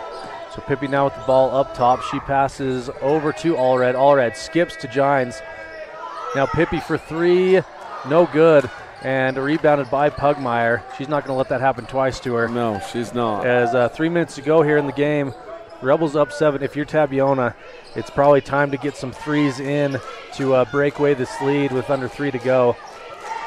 But it's not like as to the times of old, Colin. The shot clock really helps these situations if you're down. Jolly tries for 3, and that is no good, and that'll go out of bounds. They do. The shot clock really does help that, especially for teams that are down. I don't think it's time for Tabiona to panic. I think it's time for Macy Rhodes for Tabiona to take over and get to the hole, to the rim that she's very good at. And either make it to the foul line or finish it. And then get some defensive stops on the other end. I mean, when we played in January at Tabby, it's only a 4-point ball game at 7 now, 2.5 minutes left. this is going to come down to the wire like we've talked about all day. Pippi now has it on the right wing, dribbling to her left. Nearly carried it there, and she gets it to the corner to Pippi, but it's knocked away by Jolly, but into the hands of Rhodes. Weston and Smith stop her on the first try, but Rhodes gets her own rebound, puts it up, no good. Rebounded by Pugmire. Going the other way, and she gets it ahead to Weston. Weston passes over to Smith. Smith back to Weston. Weston passes to Pugmire. Pugmire dribbles to her right and hands to Jolly. Jolly now hands to Smith. And she puts one up over to Weston for three. That is good, and that is a big one. You know, I heard the Tabiona faithful yelling for three, so Molly just answered their question there. No, they were wanting 3 seconds in the key, and Molly hits that three-pointer. Just a great shot and great ball movement by the Rebels. Big shot is now the Rebels with a 10-point lead with 1:42 to go. And now the Rebels just need to keep playing defense. And into the game for Tabiona, 3 subs. That is Cadence Pippi, Peyton Pippi, and Michaela Sanders. So it looks like Coach Fabrizio putting his regular rotation back in. The starters back on the court for this last minute 42, down 10. So, Colin, it's very possible that we will see this matchup 2 more times this year with that region tournament in play. Yeah, the region tournament, and then where they sit right now in the RPI, which is, you know, I know teams all over the state, 1A teams watch this, but it would sure be nice to see a Region 22 state championship instead of a Region 20 state Absolutely. championship. Yep. If any of you Region 20ers heard that, we mean it. And it's nothing against those teams from Region 20. It's actually a compliment. You know, exactly. They've been in it multiple times. So Rhodes dribbles to her right and hands to Gines. Gines to Pippi at the elbow. Rhodes has it on the right wing. She gets a screen and gets to the foul line and hands to Gines for 3. No good. Rebounded by Hatch into traffic, and she is fouled. Nowhere near the bonus yet, so the Rebels will just get it underneath, heading the other way. And that's a good call by that official. He's up top. He's about probably the only one out of the 3 that could see that foul. I watched Hatch the whole time. As soon as she rebounded, she closed her eyes. She knew that the boom was coming as there were 3 defenders right in front of her. So mass subs again for Tabiona. I'm guessing they may start fouling here. Offense, defensive stuff. Right as Rhodes is one of them who just came out. Pugmire gets it inbound to Weston. Weston gets it across half court, and she gets it to Argyle. Argyle dribbling to her right, inbounds to Hatch. Hatch has the lane and finishes. Good hard move by. Great job, Brinley. Brinley, go finish at the rim. Brinley does such a great job of doing her job. You know, she's been solid for us this year. 58 seconds, Colin. Rebels up 12. 3-pointer is up and good for All Red. Let's correct you there. Rebels up 9. Yeah, exactly. The student body was doing the I believe we have one, and All Red silences that temporarily as the Rebels do need to close this one out. Now up 9 with 53 seconds to go. So, Colin, do you start fouling now? If you're Tabiona, you got to start getting I think you've got to because you're not in the bonus yet. You still have 2 fouls to give, so I think you've got to kind of start fouling a little bit, but you've got to be careful, too. A lot of kids don't realize that when you go to foul like that, you have to make a play on the ball or it can become an intentional foul and give the Rebels 2 shots plus the ball back. So we have a timeout here. And 53.9 to go. And just a reminder, right after this, we will jump into our pregame show for the boys. And it is going to be another good one. Colin, I think the best game I've ever watched in this gym happened just a year ago against Tabiona with Jaden Desch and company. The Rebels were down. They were down 12 with like 5 minutes to go and shot their way back into it and got the win. So our friend Lee Gines, he wants to win tonight. There's a couple others, you know. Coach Cornia's first game as the coach of the Rebels. Telos comes to town and takes the triple overtime. That was quite the game itself. Yes, it was. Rebels get the inbound, get it across half court. Jolly has it in the corner. She passes to Smith. No fouls yet, Colin. And there it is. You know who the real victim was of that first game of Coach Cornea's, of that triple overtime game? Was the Lady Longhorns of Altamont, because the girls' game had flips. They were the second one. That game didn't start till 9:30, and anyone who's been to Rich County late at night, there was nowhere to eat after. I don't even know what they did. I mean, that game finished like at 10:30, 11 o'clock, that girls' game.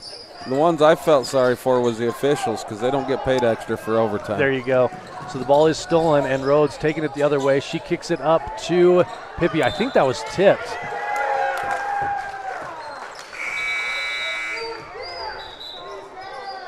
That was definitely tipped. I mean, yep, he's calling it a tip. The problem was that Pippi's effort made it look like it wasn't tipped, so I think some thought that she was really trying to get it back across, but obvious tip there, so they got the call right. With 30 seconds to go, Rebels up 44-35. And Coach Lundgren questioning what happened and why they... You have to, yep. And that's the coach's job, so... Yep. Clarification, ball is inbounded to Rhodes. I think the officials got it right, and I think that's all any fan or coach can ask for. Right. Pippi, she's going to try for a long three, no good. And rebounded by Pugmire, 18 seconds on the clock. Argyle has it. She passes to Weston, and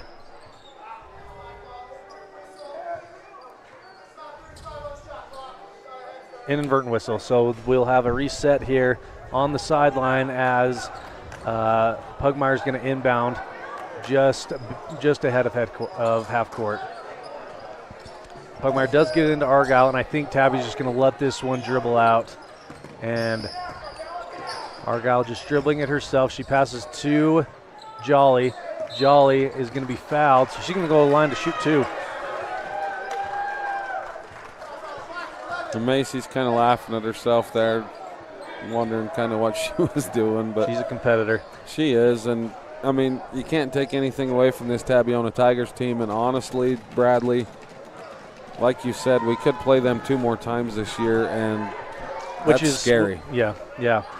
It's the saying is it's really hard to beat a team 3 times. Well, try 4 times, and that's a serious possibility. So Jolly's foul shot, second foul shot was up and good, and that will be it as the Rebels get a 10-point win against the Tigers. Lady Rebels take care of business on the final game of the season, 45-35. We'll be back after this with our post-game show brought to you by Independent Software Solutions. You're listening online at mylocalradio.com and listening in at 98.3 KDQ FM.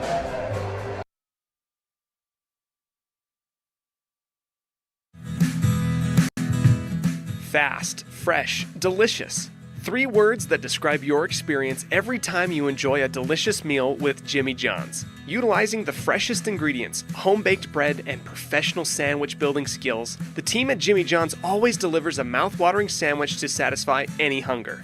Jimmy John's. Freaky fast, freaky fresh. Visit any of our locations today in Evanston, Rock Springs, Sheridan, and Gillette.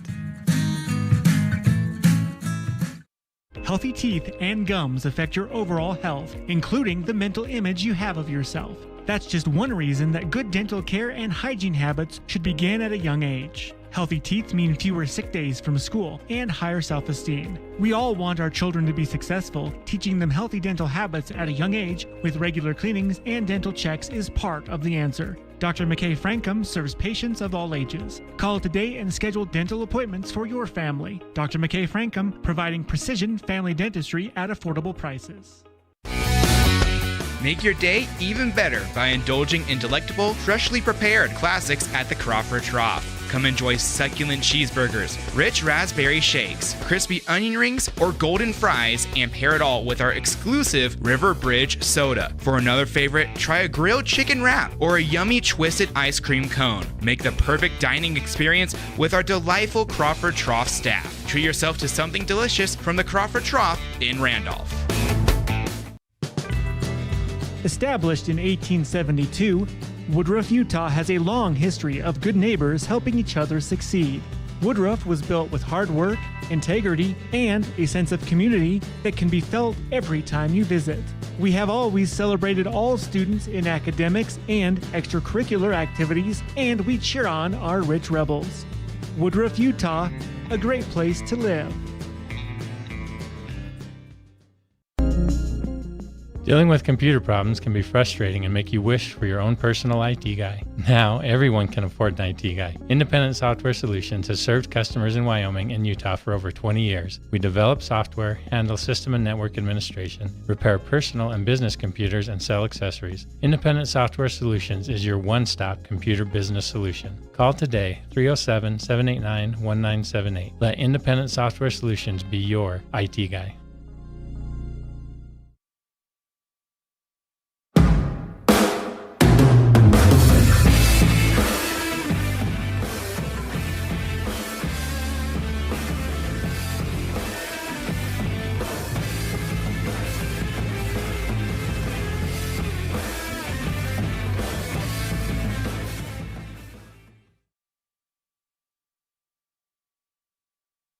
Welcome back to our postgame show, brought to you by Independent Software Solutions. The Lady Rebels get a big victory against the Lady Tigers of Tabiona, winning 45-35. And the Rebels in the second half, it was a back and forth match, absolutely, with Tabiona getting a lead a couple times, just by 1 or 2 points, and then the Rebels able to finish things off with winning that by 10. And that will bring us to, I'm still waiting on my score sheet. We're working on getting that for specifics, but we'll move on to our D. McKay Frankum precision play of the game. And I got to give that to Molly Weston with that three that really just sealed the win to give us that lead. It was, as you say, the dagger that really put this game away, because up until that point, it was very much within reach, but it came at a great time. And that will bring us to our Crawford Trough player of the game. And I'll just be completely transparent. I have a really hard time assigning players of the game, because I'm just proud of each and every one of those girls. They gave it their all. But I'm just going to say once again, Bray Pugmire with her rebounding underneath. It was crucial, and I'm going to give a co-player of the game. Bray with her rebounding and scoring underneath, and then Molly Weston's defense on Rhodes tonight had a huge impact on the game, as she is obviously a great talent. And so your Crawford Trough players of the game, Bray Pugmire and Molly Weston. And our calendar update is that we are just about to start our boys game between number 1 Rich Rebels versus number 5 Tabiona Tigers. We'll be back after this. Tune in to, you're about to hear the final segment of my interview with Coach Lex Cornea. Coach, I wanted to finish things up with going over the RPI and what the landscape's looking like for state right now. We've entered that time where you go on the UHSA website and you can only see 1A, 5A, and 6A. So 2A through 4A are in the dark. That must mean they're pretty close to their final seeding. Talk to me about that. What's the rule there? I understand that they don't want people throwing games or whatever, but what's the exact reason that the RPI goes dark right before your own state tournament? That's it. Exactly. Coaches are smart and they can do the math and they look at the landscape. And as they see where other people are, you just don't want teams throwing games or avoiding things or having forfeits that are all about playing the numbers. But let's be honest, the card that we're printing off right now, I have a copy in front of me. It's not worth the paper it's printed on. We still have 5 games left to go. We have a region tournament, which affects RPI, and so does Region 20. The landscape's going to change dramatically. We won't know who we're playing until probably the Monday before state and how things actually settle. But we do know we control our own destiny. If we win out, I don't see things changing, and that's a difficult task, but that's what we're playing for. Just for our viewers to know, and you're right, it's so fluid that I'm going to say this lineup right now, but in the pregame, it'll be different. But as we sit on a Tuesday, Rich, Valley, Panguitch, Milford, Tabiona, Green River, and Tintic. Here's what I think, Coach, with state tournament this year, what's going to be crazy. I just listed 7 teams that are very solid this year. So congrats to Tintic. They're absolutely in that conversation. The second day of state's going to be crazy because 3 of those teams don't get to move forward. Without a doubt. And man, when you go down to like 14, 15, 16, and you're looking at Wendover, Manila, Wayne is a 13 right now, those teams can play too. I think it's going to be one of the most entertaining tournaments in recent years, just because of the parity among teams. And, right now we're at the top, but I think our guys accept that, a couple bounces go the other way and we're at second or third or fourth or even fifth. And that we still have 5 games left and that could shift. But really what you're playing for is the right to reduce it to a 3-game tournament. We want to have an opening game that we don't have to sweat as much, that we can almost have not an off day, but a team that you're not gritting a win out in an 8-9 matchup or a 7-10. And, it's kind of weird to have kids buy into, oh, hey, we're just playing to have an easier game the first day of state. But these kids have done it long enough. A 4-day tournament is brutal. And to be able to limit that and have an easier game in your opening round is worth its weight in gold. It's what makes you get to Saturday. They know what they're playing for and they know what's at stake. But in the end, you're going to have to play well over 3 days, February 27th, 28th, and March 1. And whoever can do that the best is going to hang a banner, and everybody else is going to be close, but a long ways off. Well, you're right. It's going to be, I think, a state tournament for the ages. Once again, that of the teams, Rich, Valley, Penguich, Milford, Tabby, one of those teams is done after the second day, and you cannot rule out Tintic and Monticello and Wendover and Wayne. It's going to be cutthroat, and gas isn't cheap, so people are going to get their money's worth for making that drive down to Richfield. If you're going to go to Richfield in person, this is the year to do it. Absolutely. Without a doubt. Without a doubt. Well, Coach, good luck. Thanks, Bradley.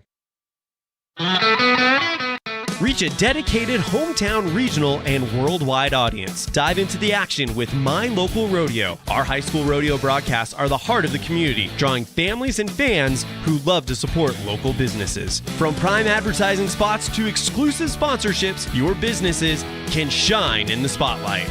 Don't miss out. Contact us today and saddle up for an unbeatable advertising opportunity. My Local Rodeo, where your business becomes part of the excitement.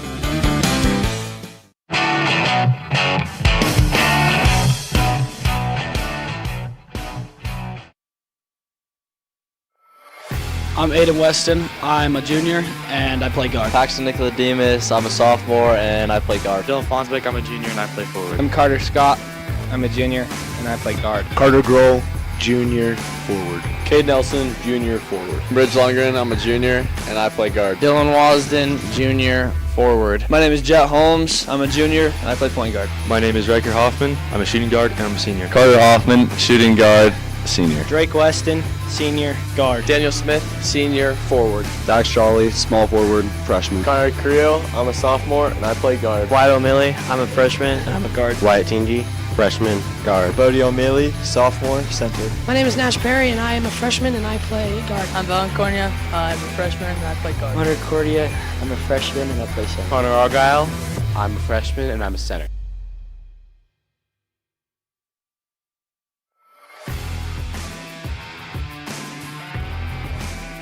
Hi, I'm Tess Cornia. I'm a junior and I'm a base. I am Ashlyn Stevens. I am a junior and I am a flyer. Hi, I'm Quincy Call. I'm a freshman and I'm a base. My name's Carly England. I'm a junior and I'm a flyer. I'm Chaisley Levitt, back spot and sophomore. Avery Weston, junior, side base. Hi, I'm Bryn Christensen. I'm a sophomore and a back spot. I'm Kelsey Heiner. I'm a sophomore and I'm a base. I'm Myra Carlisle. I'm a freshman and I'm a base. My name is Jordan Reese. I am a freshman and I am a base. I'm Cassie Argyle. I'm a senior and I'm a base. Hi everyone, my name is Camry Call. I'm a senior at Ridge High and I'm a back spot. I'm Joss Ennis. I'm a senior and I'm a flyer.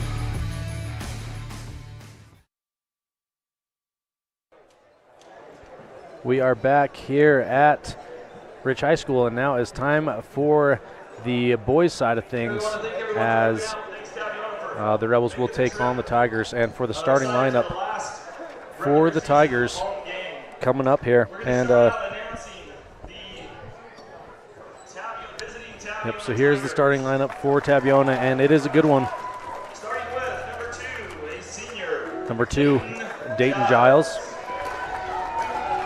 Up next, number 3, a senior, Bryson Fabrizio. Number 3, Bryson Fabrizio, and he is a good one. Number 15, Dallin Park. Next, we have number 32, Gavin Rhodes. And Rhodes is tough. And number 34, a fan favorite around here, Vertus Winder. Yes. For any that don't know, most do. Definitely the grandson of the very name, Vertus Winder. Yes, for sure. Also the grandson of Coach Lee Gines. Yep. So. And a great kid, actually. Just a nice kid. Yeah, everyone loves him. Exactly. So for the Rebels, starting lineup, number 4, Daniel Smith. Number 5, Drake Weston.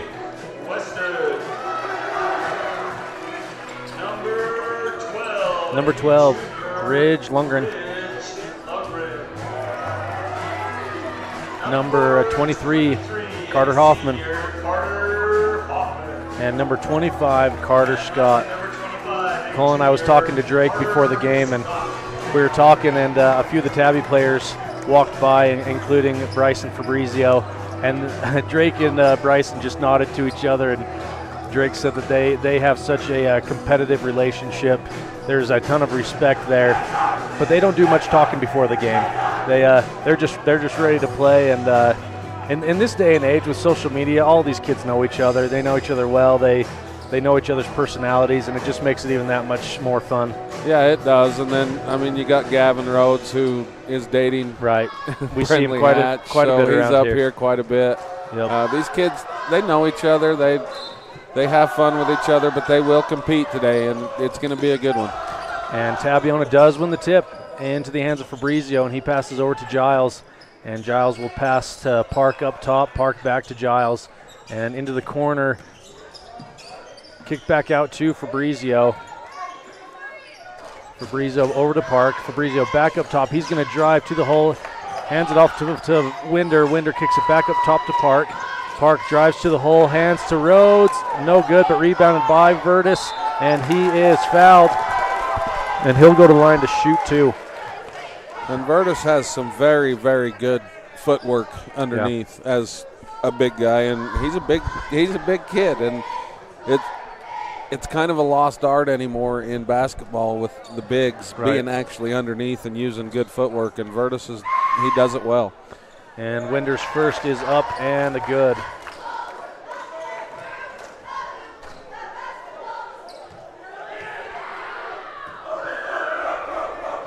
Winder's second is up and also good. So Tabiona out to an early lead of 2-0 as Scott hands to Smith, and Smith drives down to the baseline. He'll hand it off to Weston.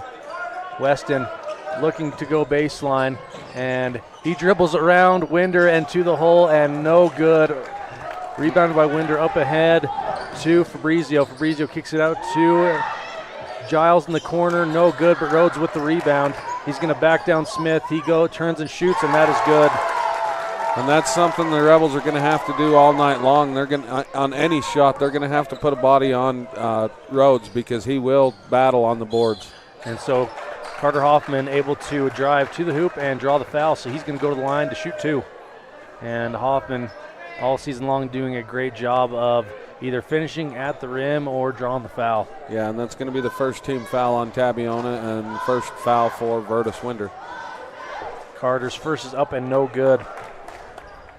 6:51 here in the first. Rebels looking for their first points as Hoffman's second foul shot is up and also no good, but rebounded by Lundgren. And he's going to take a 3, just rims out, rebounded by Rhodes, and he gets it ahead to Fabrizio.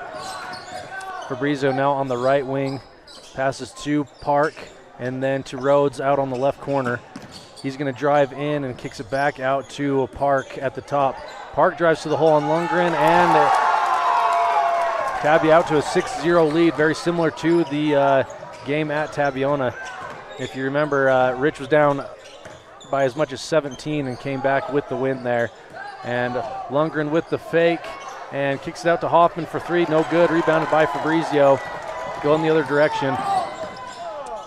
And he goes in with contact, and Smith gets the rebound, and they're going to call a foul on Park on that rebound. And so the Rebels will take the ball out in front of the Rebel bench. Coach Lee Gines working the officials, and he will work them all night long. It's part of the tradition. Weston has it on the left wing. He passes to Smith in the corner, back to Weston. Weston for a deep 3, and that is good. Drake puts the Rebels up on the board. Rebels down 6-3, 5:49 to go as Fabrizio crosses half court. And he is looking for Rhodes. He gets him as he crosses into the paint. And he has a miss there off the back iron on that jumper. Lundgren now going the other way. He finds Weston in the corner. Weston for another three, and that is good. Back-to-back threes for Weston. He ties it up, 6-6 with 5.5 left in the first. Fabrizio dribbles to his left, passes to Rhodes up top. Great job by Lundgren to pick it away, but Giles gets it back for his side, and he passes to Fabrizio on the left wing. And that was a great job by Dayton Giles to not get an over and back there because he caught it in the front court and kept his feet in the front court. Giles now with the ball. He hands to Fabrizio. Fabrizio's going to try to answer and just rims out. Big rebound by Fabrizio, but he passes it back court.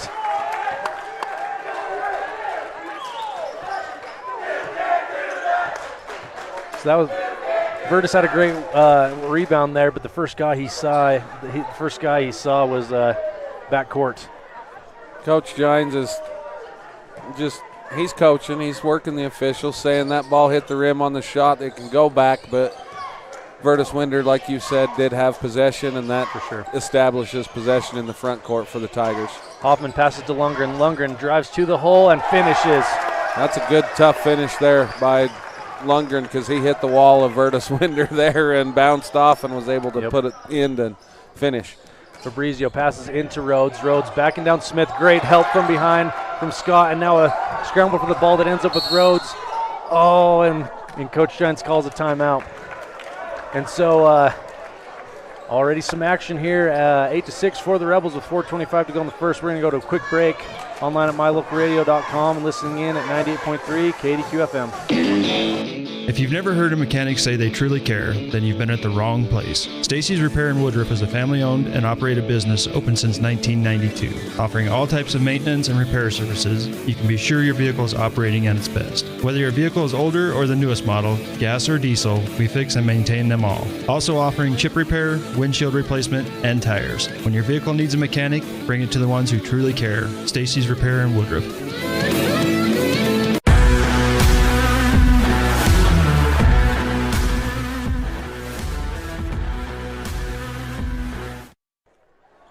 Welcome back. We are here at Rich High School.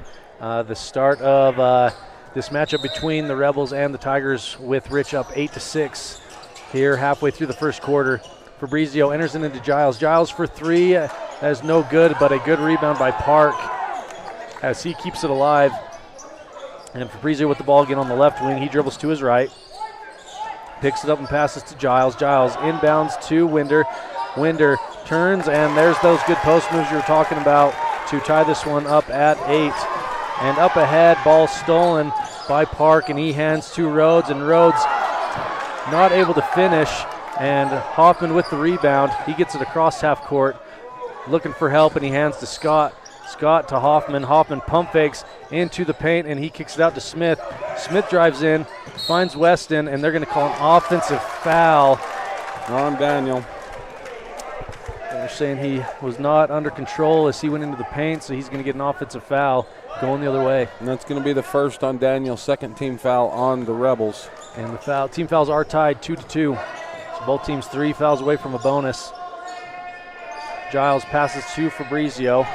Fabrizio inside to Rhodes, and Rhodes finishes. Good finish by Rhodes. Good defense by Daniel, but a little better offense there by Rhodes. Weston with the ball. He is looking for some help, and he finds it in Lundgren on the right wing. Hoffman open on the baseline. He drives in, and a nice little jumper to even this one up at 10. Good patient move there for Carter. Fabrizio gets across half court and goes to the right wing.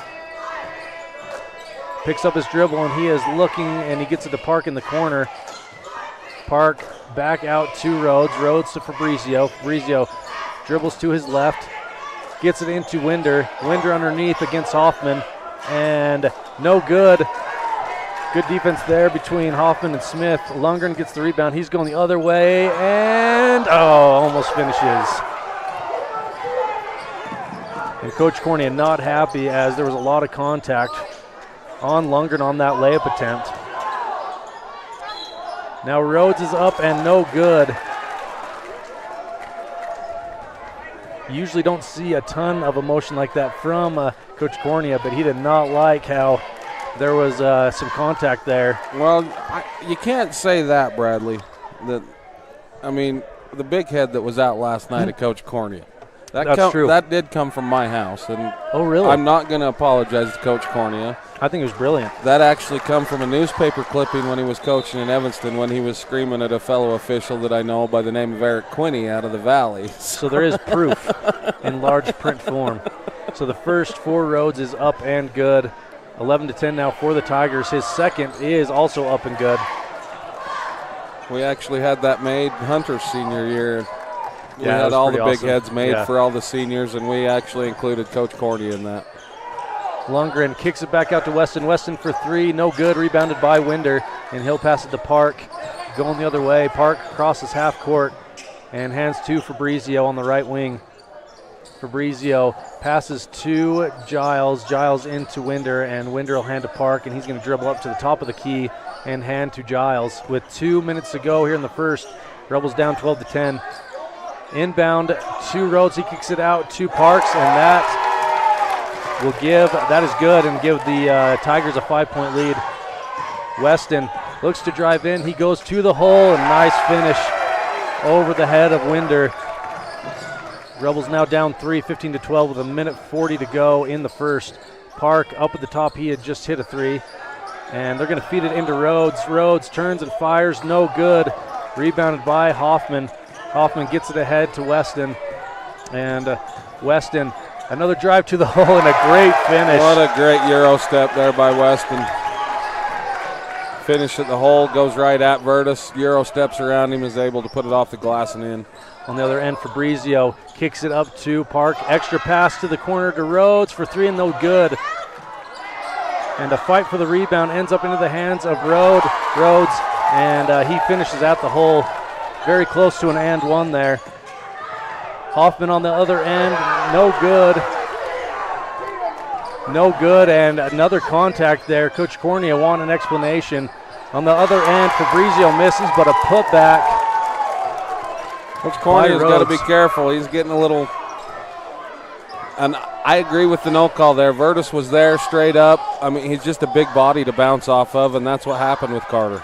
Lundgren pulls for three at the top, and that is good. This is an absolute boxing match with 28 seconds to go in the first. Rebels down at 19-17. Fabrizio walks it across half court.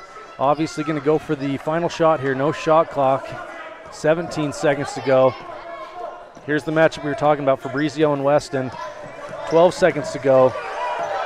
Fabrizio dribbles to his left, and he 5 seconds to go. Giles for three from the corner, no good. Into the hands of Scott. He gets ahead to Lundgren, and Lundgren not able to handle it. And that's going to end up being a complete.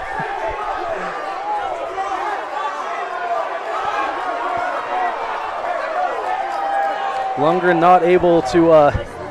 So for our viewers, the ball was going out of bounds, and the coaching staff laughing at each other. It was all in good fun. I mean, the ball was going out of bounds either way, but we can't tell from our angle, but Coach Giants got involved and touched the ball, but from where he was standing, I don't know if it affected anything at all. But as long as he had both of his feet out of bounds, he's fine there because he is out of bounds. Actually, Bradley, earlier this year doing a game at Carbon, and it was just the coach trying to be nice and not having the officials chase the ball. The ball goes rolling down the court. He actually comes on the court and grabs the ball. As soon as he grabs it, he's like, oh no, because he knew exactly what it is, and it's an automatic tee. Now the coach loses his coaching box. The forbidden touch of the ball inbounds. And the great Ralph Johnson, I have actually seen him steal it from him. I've heard that story. Yep, I've heard that story. Well, again, no harm, no foul. Just a great addition to the Tabiona-Rich rivalry. There he is, Lex yelling Ralph Johnson. Yep, that's exactly what Lex just said was, hey, Ralph Johnson. And these guys have such a great relationship, too. I mean, we talk about the kids and relationship, but the coaches within this region and their relationships. Weston with the finish again. Wow. Off the high square and able to finish. 19-19 now. Fabrizio kicks it 2, and we got a new one in for Tabiona. That's number 23, Strand Giles. And Fabrizio has it up top again and tipped away by Weston, but into the hands of Strand Giles again, and Fabrizio has it up top. 14 seconds on the shot clock. Giles cuts to the basket. No good, but Rhodes killing us on the rebounds. He gets the putback.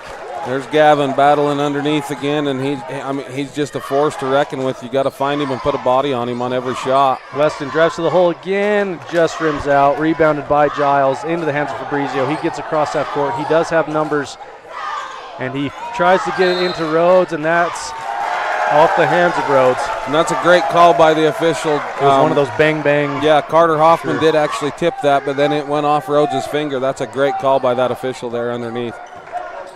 Tabiona up 21-19. Lundgren crosses the timeline, being guarded by Park. He crosses over for 3, and that is good.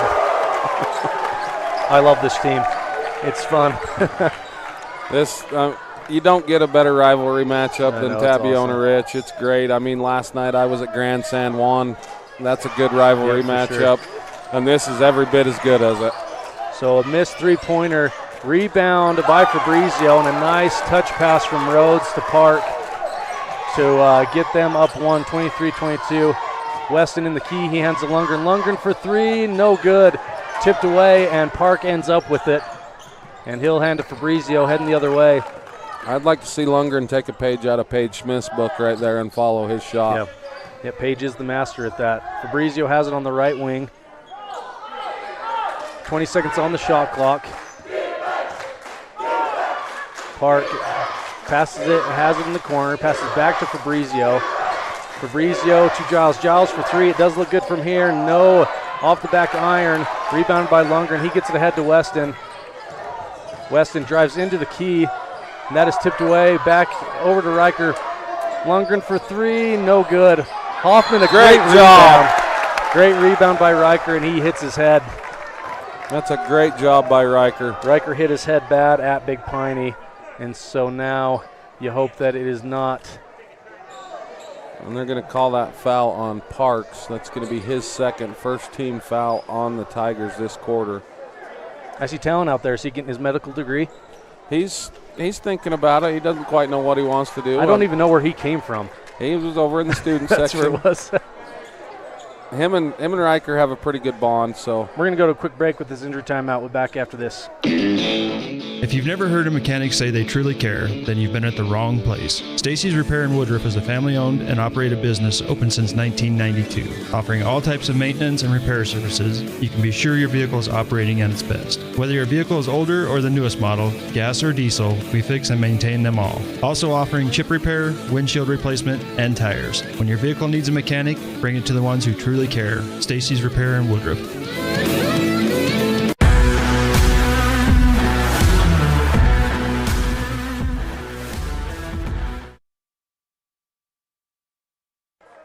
Riker Hoffman, unfortunately, injured on that rebound attempt as his head hit the floor. He is helped off. I'm guessing we may not see him for the rest of the night. Poor kid has very bad luck with injuries. Jet Holmes into the game for Riker. And Lundgren to inbound. He is looking, and he finds Weston in the corner. Weston for 3, no good. And Park gets the rebound and hands to Fabrizio. Fabrizio immediately gets it into Parks, and Rhodes able to finish. 3-point game now for Tabiona, 25-22. Lundgren crosses over and gets it to Hoffman. Hoffman drives baseline. A great finish for Carter. 25-24 in favor of Tabiona. Fabrizio crosses half court, being guarded by Weston. Dribbles to his right. Good help there from Hoffman. Fabrizio finds a Park at the top of the key, and that's going to be out of bounds on Rhodes. And heading the other way, Rebels down 1 with 4:59 to go in the first half. The officials are going to have a little conference here. So just some clarification as Holmes is going to inbound to Weston.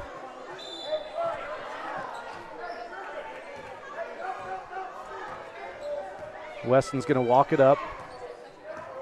His side is down just one here midway through the second. Hoffman gets it, kicks it to Weston. Weston drives in, hands to Lundgren. Lundgren for three, no good. Scott with the rebound. It ends up in the hands of Holmes, who hands to Hoffman. Hoffman with the drive and good. I think he got away with the travel there, but we'll take it. No travel. No travel. It didn't get called, right? That's what you taught me earlier in the game. Giles gets the extra pass to the corner that was to number 5, Thomas, and then rebounded and put back up by Rhodes, but no good. Into the hands of Scott, the other end. Hoffman has it in the corner, and he is going to go all the way to the hole and blocked by Rhodes and into the hands of Giles. And Giles gets it poked away, and Scott gets fouled. And I think every member of the crowd stood up to make sure the foul was called.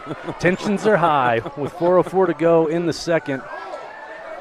The Rebels now up 26-25. It's the second foul of the quarter on the Tigers, and that's first on Gavin Rhodes, which that's good for Coach Gines because. Yeah, correct.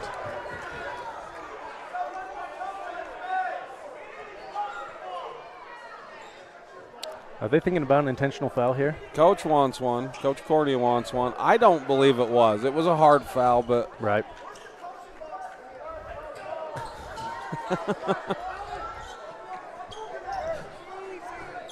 As Weston brings it across half court. Tensions are high, and it's awesome. Lundgren for three from the left wing. Just rims out. Rhodes with the rebound. Gets it to Fabrizio. Fabrizio being guarded by Lundgren. He does get it across, and he finds Thomas in the corner. Thomas for three, and that is good. And I Tabiona up 2 now. I feel for these officials tonight because it doesn't matter what they do. It's going to be wrong tonight. Yep. That's why you guys are insane for doing what you do. 3:34 to go in the second quarter, 28-26, and that was a foul called on. Did you see who that was on? It was on 23.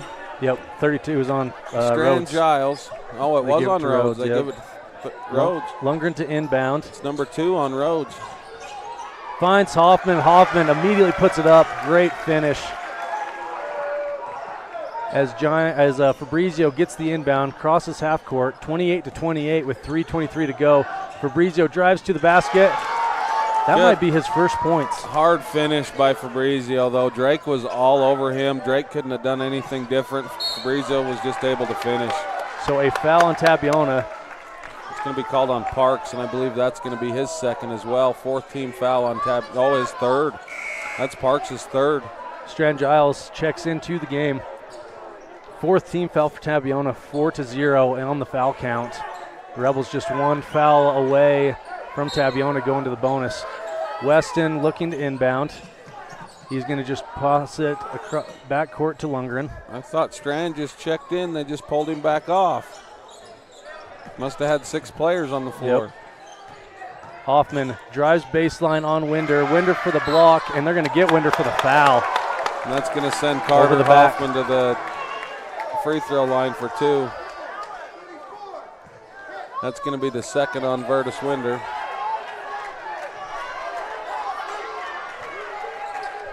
And so that was on, did you already announce that? Yeah, that was on Vertus. His second, 5th team foul of the quarter. So Carter's going to shoot 2 because the Rebels are in the bonus and have yet to be called for a foul. Something weird going on the Tabiona bench. This coaching staff, a little bit tension going on between them. I think it had to do with that substitution where we thought that Strand Giles was going in. Hoffman's second, just rims out. And Giles gets it ahead to Fabrizio on the rebound. Fabrizio drives to the hole, and they're going to get Drake with the block as Drake got there just a little bit too late. So Fabrizio's going to go to the line to shoot 2. And I believe that's the right call. Drake was just a little bit late. Send Bryson Fabrizio to the line, and that is the first team foul on the Rebels this quarter that has been called. I'm not going to say they haven't committed any. You said if it doesn't get called, it didn't happen. So Fabrizio's first is up and no good, and that is Weston's first personal foul. Fabrizio's second is up, and that rims out. Smith with the rebound, hands to Weston. Rebels still down 2, 30-28. Weston drives and kicks to Hoffman. Hoffman for 3, no good. Rebounded by Fabrizio. Heading the other way. And Fabrizio with the Euro step, no good. Rebounded by Smith. Smith with the contact, able to keep it alive. Weston in the corner for 3. Long. No good. Rhodes and Hoffman fighting for the rebound. Hoffman's going to tip that out of bounds. Rebels can't get this lead back. They've been down 2 for forever. It's been a game of runs, Bradley. Yeah, for sure. Tabby started out 6-0. We went on an 8-0 run. Fabrizio going to walk this one up with 2:15 to go in the first half. 24 on the shot clock. Winder has it on the elbow. He gives to Fabrizio. Pick and roll action as Winder goes to the basket, and they pass it up to Rhodes. And Fabrizio has it up top once again. 10 seconds to go on the shot clock. Fabrizio, yep, they're going to get Drake with the hold. I'm okay with that foul because he's going to finish there. There was nobody else at the rim. Yep, so they're going to bring Drake out for the rest of the half, I'd imagine. Drake's second team foul on the Rebels. Minute 55 to go in the first half. Rebels down at 28-30 to Tabiona. Fabrizio looking to inbound, and he does get it into Giles for 3. No good. Rebounded by Hoffman as that was tipped out to the perimeter. Hoffman brings it up, passes it over to Smith. Smith on the perimeter. Hoffman has it up top. Lundgren has the open 3. No good. And the Rebels have just went cold.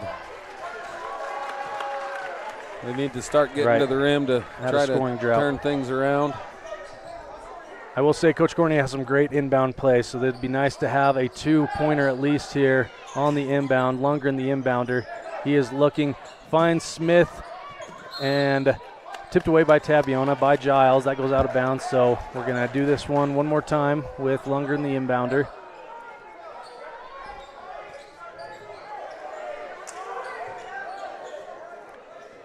And here we go, Lundgren to inbound. He gets it quickly into Smith, then to Holmes. Holmes back to Lundgren, open 3 from corner, no good.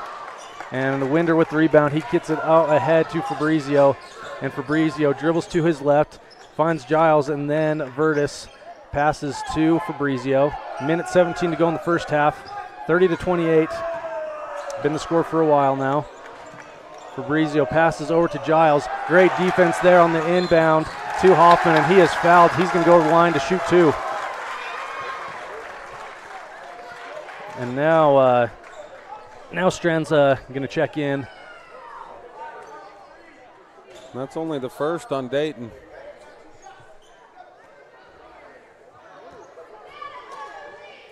And Dayton almost had a lane violation right there too. And so Giles is going to go to the just his first foul. Hoffman's first was up and good. His second, no good. So the Rebels cut it to 1 with that made foul shot. Fabrizio and Lundgren battling backcourt. Fabrizio does get it across. Now guarded by Holmes. A minute to go here. Fabrizio goes to his left, kicks it to Winder at the last minute, and Holmes with the rebound off the Winder miss. And Holmes is going to get fouled from behind from Fabrizio.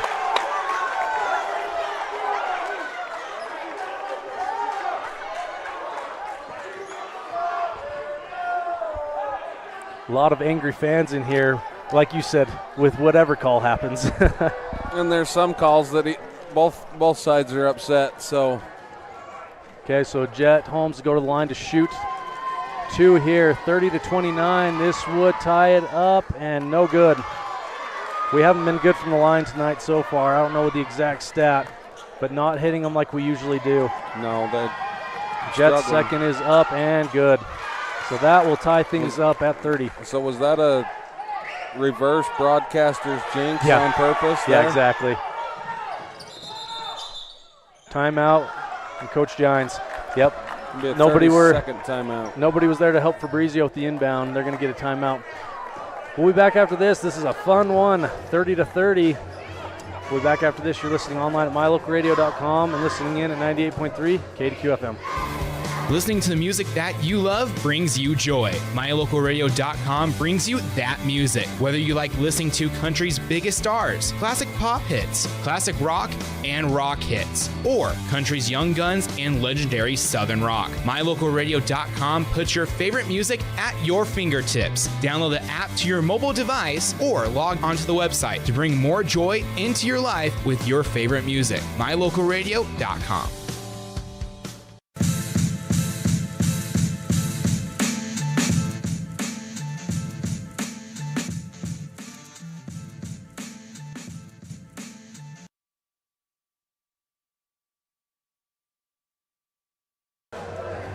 Welcome back. We are here at Rich High School. Number 1 Rich versus number 5 Tabiona. And in the 1A landscape right now, 1 through 5, a very even as you're seeing right now, as it is tied at 30-30. You know, and it's like you talked about with Lex in the interview. I mean, honestly, 1 through 14 is capable of, I mean, you got Green River in there that I heard you guys mention. Wayne, I've reffed Paiute. They're young, but they're good. You got Panguitch, as always. Rich, Tabby, Tintic. Fabrizio gets it across half court to Giles. Giles being guarded by Lundgren on the right wing. He passes it to Winder. Winder gets it into Rhodes. No good. Oh, no good. But they are going to get a foul on Hoffman, and so Rhodes is going to go to the line to shoot 2. That's Rich's 3rd team foul. We'll see what number that is for Carter. Just Carter's first foul. And so Rhodes is going to go to the line to shoot 2. And 32.4 seconds on the clock before the end of the first half. Rhodes' first is no good, just rims out. And so there'll be no shot clock the rest of the half here. Just 32 seconds on the clock as Dylan Fonsbeck is going to check into the game. Rhodes' second is up and good. So Tabiona now with a 1-point lead. And that's smart. That's because Riker, like we said, is probably done, and that's going to avoid Daniel picking up a third foul. That's good. That's good coaching. Ball inbounded to Lundgren. Rebels would love to go to the half with the lead. And 24 seconds on the clock. Holmes has it on the left wing. Over to Hoffman. Hoffman to Holmes. And they are definitely staying in the face of Carter Scott over here in the corner, as they should. 10 seconds to go. Lundgren gets a screen from Fonsbeck. A jumper for Lundgren, no good. Rebounded by Rhodes with 5 seconds to go. He's getting pressured. The last thing you want to do is foul. And jump ball will give it to Tabiona with 1.4. So the Rebels are going to go into half down 1 as it's... What is going on? I thought that was just a jump ball. It was a held ball. So 1.4 seconds. Tabiona to inbound. If you're the Rebels, a tipped inbound pass and a quick shot is the perfect situation. For Tabiona, they're going to try to get one up. Holmes with the good defense, and that is it. And they're not going to call anything, I believe, because the jet landing on Fabrizio happened after the buzzer. Coach Gines is not happy at all. And Jet did kind of run over Fabrizio. It was after the buzzer. That's why nothing was called there. Because as soon as the ball hit Jet's hands on the defense, it was pretty much done, and then he landed on him. We're going to go to a break. Good one here. Tabiona up 31-30. We'll be back after this. Supporting local schools, Eddie and Todd Jensen, owners of Mound Valley Cattle Company, know when it comes to buying and selling cattle, you count on the best. Mound Valley Cattle Company, serving Utah, Idaho, and Wyoming. 208-339-0614. That's 208-339-0614.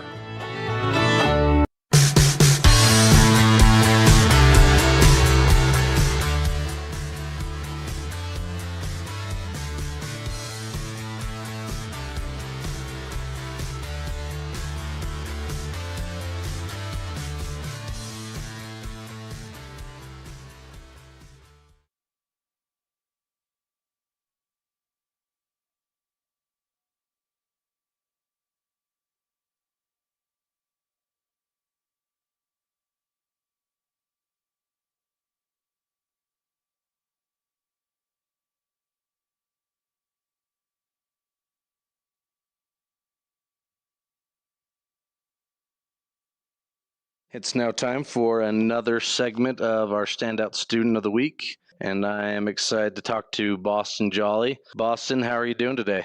Doing pretty good. Bradley, how are you? Doing well. You said that you're currently in history right now? Yeah, outside concurrent in the hallway. Oh, so it's a college history class. Are you working towards your associate's degree next year? My GE. Your GE? Perfect. Good for you. So, Boston, how's the school year going? You're a junior now? It's gone pretty good. We had some tough times with some college classes last try, but it's been pretty smooth sailing since then. So what classes are you taking right now? The only college class I'm taking is History 1700, and then I've got normal language arts and math in seminary. Gotcha. And Boston, this week, very big week for you, as it is state wrestling. Talk to me about what the landscape's looking like down at state for you this year. Well, as always, it's a long drive, so that can tamper things, but also I feel like out of the 8 boys that are going down, and we fought to get there, we fought at divisionals to be able to qualify, and the big challenge is going to be fighting Panguitch for those first place matches. What seed are you in your bracket? Do you know that yet? Not for sure. I think I'm 3rd. Gotcha. So who's the kid to beat in your bracket besides yourself? Definitely Panguitch and Paiute. They both have big kids that are in your weight class that are doing well? Yeah, they are the state champion and runner-up from 190 of last year, and they gained up to 215. Well, we're excited to hear how you do. Boss, do you know when your first match is? Friday around 3. Awesome. Well, we're excited to get updates throughout the weekend and how you're doing. Boss, what are the things that you love about wrestling? What I love is that it builds discipline and a lot of character, because anything that happens, it's on you, and that can be scary sometimes thinking about it, but it also builds you to understand that you need to grow instead of just watching other people grow, because if you just watch your team grow, and like in football, you can grow but also watch others grow and still do pretty fine, but in wrestling, if you don't grow alongside them, you can't be able to succeed. Yep, that's a great way to put it. Boston, what grade were you in when you guys moved here? Were you a 6th grader, 7th grader? I was 7th grade. So since moving here, what are some things that you've loved about Rich School District and living in Rich County in general? The fact that everybody's close by, everyone knows everyone, and quiet where I live, and there's not a big city, because we used to live in Kaysville. Would have gone to Davis High, and that would have been a huge stress with all those kids. So having a small school and especially sports with a smaller amount of people that you're all friends with and you all work together is definitely one of the things I love, and also the lake is awesome. Boston, do you know what your plans are? You've got about a year and a half before you graduate, but do you know yet what your plans are for after high school? My plans are definitely to serve an LDS mission and then hopefully work on my EMT paramedic at UVU, maybe on ROTC. And how's Naya doing at the Air Force Academy? She's doing really well, pretty halfway far, or like a 4th into her 2nd semester. She's been struggling a little bit with some classes, but she's pushed through. She's doing really well, and she really deserves to be there. I'm really proud of her. I'm really happy for her. Yeah, she's made us all proud. She's representing our community well, and I know you will too. So thanks, Boston, for taking time to chat with me. I always like to end these interviews with, is there a teacher that you'd like to give a shout out to that's been a positive impact on your life and the last 2.5 years, I guess 3.5 years at Rich High School? Since I started out in middle school and my freshman year, Mr. Woods, when all my musical classes showed me that, like, just because I like band, because I always thought if you like band, you were weird, but that's not the case. And yeah, Mr. Woods has helped a lot of people, and he's a really awesome guy to talk to. And also Mr. Pugmire, anytime I needed help with an assignment, he really helps me figure it out and explain and understand what I need to know. Well, those are some great shout outs. And Boston, you've got musical coming up just in about what, month and a half? Yeah. Freaky Friday? Oh, yeah. So what role are you playing this year? I am playing Mike, the fiance. Awesome. Well, excited to watch you do that, and good luck, especially this weekend with state wrestling, and we'll catch up again soon. Okay.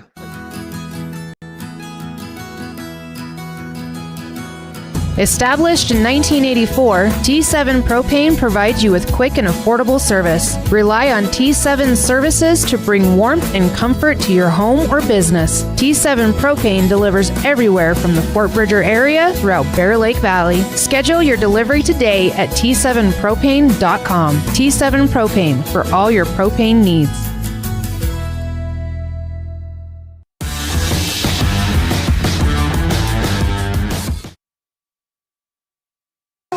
Welcome back to the halftime show brought to you by the station on Main. And we have a battle here between the Tabiona Tigers and your Rich Rebels. And Tabiona up 31-30 at halftime. Colin, take us through the scoring sheet from the first half. Yeah, Tabiona outscored the Rebels 19-17 in the first quarter. The Rebels were able to outscore the Tabiona Tigers 13-12 in the second. The good thing for the Rebels is they've held Bryson Fabrizio to just 2 points. Yeah. The bad thing for the Rebels is Gavin Rhodes has 15 in that first half. And then you have Chase Thomas with 3, Dallin Park with 7, and Vertus Winder with 4 for the Tigers. And on the Rebels side, you have Jet Holmes with 1. He went 1 of 2 from the free throw line. Drake Weston has 12. Ridge Lundgren with 8. And Carter Hoffman with 9. And the big difference in this is Tabiona is 5 of 8 from the free throw, the charity stripe. And the Rebels are 3 of 8 from the charity stripe. Well, my input there, Colin, the Rebels got to stop Gavin Rhodes. They've done a good job at containing Fabrizio, and obviously he will be a threat until the game is over. But we got to stop Rhodes, and we got to get Carter Scott some looks. We have not been able to get him involved yet.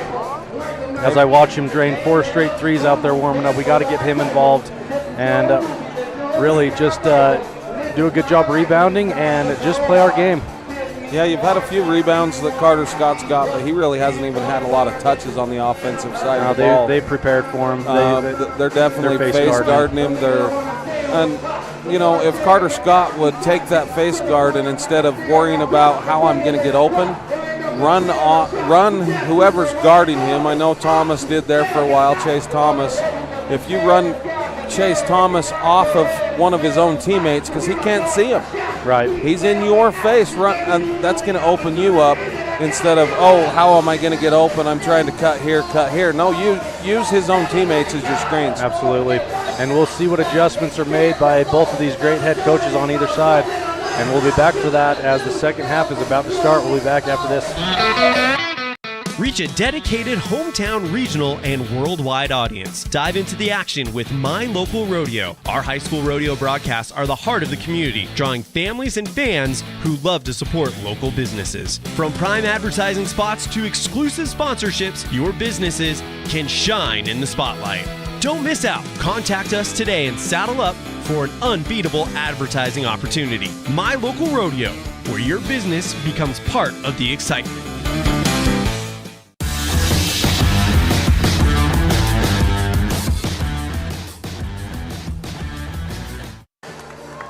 And welcome back as we are just about to get the second half underway here at Rich High School. And it looks like, Colin, the Rebels will get the ball to start the second half. Yeah, the Rebels will start this second half with the ball, which Tabiona started with the tip. So let's see if that bodes well for the Rebels. Maybe they can ink out the 1-point lead after 2 more quarters. Right. So in for Tabiona as they take the floor first, Gavin Rhodes, Giles, Park, Winder, and Fabrizio. For the Rebels, Weston, Smith, Scott, Hoffman, and Lundgren. And we're, like we've talked about during the girls' game, we're in for a battle for 2 more quarters. Yep, and here we go. Weston gets the inbound, crosses half court, gives to Scott. Scott dribbles over to Weston, hands to Weston. Weston finds Smith going to the baseline, and Winder's there for the block, and he hands to Fabrizio. Fabrizio going the other way. He goes all the way to the hole, and a nice dish to Rhodes, and Rhodes is going to get tangled up with, who did he foul there? Was that Scott? Yeah. He gets his feet tangled with Carter Scott, so that's his third foul. And that's not a good thing for the Tabiona Tigers. It's the first foul of the half and quarter, but third foul on Gavin Rhodes. Weston with the ball. He's going to drive to the hole and not able to finish. Defended there by Winder. Winder gets the rebound, passes it to Fabrizio. Fabrizio goes to the hole, and just like you said, Colin, need to keep him contained as he is able to get to the hole there. Weston gives to Lundgren. Lundgren over to Smith. Smith back to Lundgren. Oh, Hoffman wide open. Great finish there for Carter. That's one of the hardest shots to make in basketball. That wide open one that's right underneath. And I wouldn't have wanted the ball in person's hands any more than Ridge Lundgren to find him there, because Ridge sees the court so well. Yep. Fabrizio with the ball up top. He passes to Giles on the right wing, defended by Lundgren. Giles dribbles to his left, hands back to Fabrizio. Fabrizio on the right wing. He passes over to Park. Park right at the top of the key. He'll give it back to Fabrizio. 5 seconds on the shot clock. Giles is going to go baseline. And, yep, Daniel Smith was straight up initially, but reached down as the drive happened. So he's going to get the foul, and Giles is going to go to the line to shoot two. And I believe that Strand Giles is probably going to be checking in for Gavin Rhodes. And here comes Dylan Fonsbeck, I'm sure, for Daniel Smith as well. So both bigs going out right here. We'll see what that does to the way the game is played. Giles' first is up and good. I think it bodes a little better for the Rebels, because that pulls the rebounding. I mean, not to take anything away from Virtus. Virtus will rebound and they'll get in there and battle, but I think the rebounding edge comes to the Rebels on this now. Well, we got to take advantage of it, as Rhodes will not be on the bench for very long. Weston crosses half court, passes to Lundgren. Rebels down 3, 35-32. Fonsbeck tries to go on Winder, and he just throws it away, and now up ahead to Park. And Weston tries to defend the layup there, and he does, but Fabrizio is there for the putback, giving the Tigers a 5-point lead. And that's 4 points for Fabrizio in this second half already. Lundgren hands to Hoffman. Hoffman back to Lundgren. Did they call a flop on that? No, they didn't give the signal anyway. Lundgren has it on the left wing. He is. Yep, and they're going to get somebody for something. It's going to be Carter Scott. He's frustrated.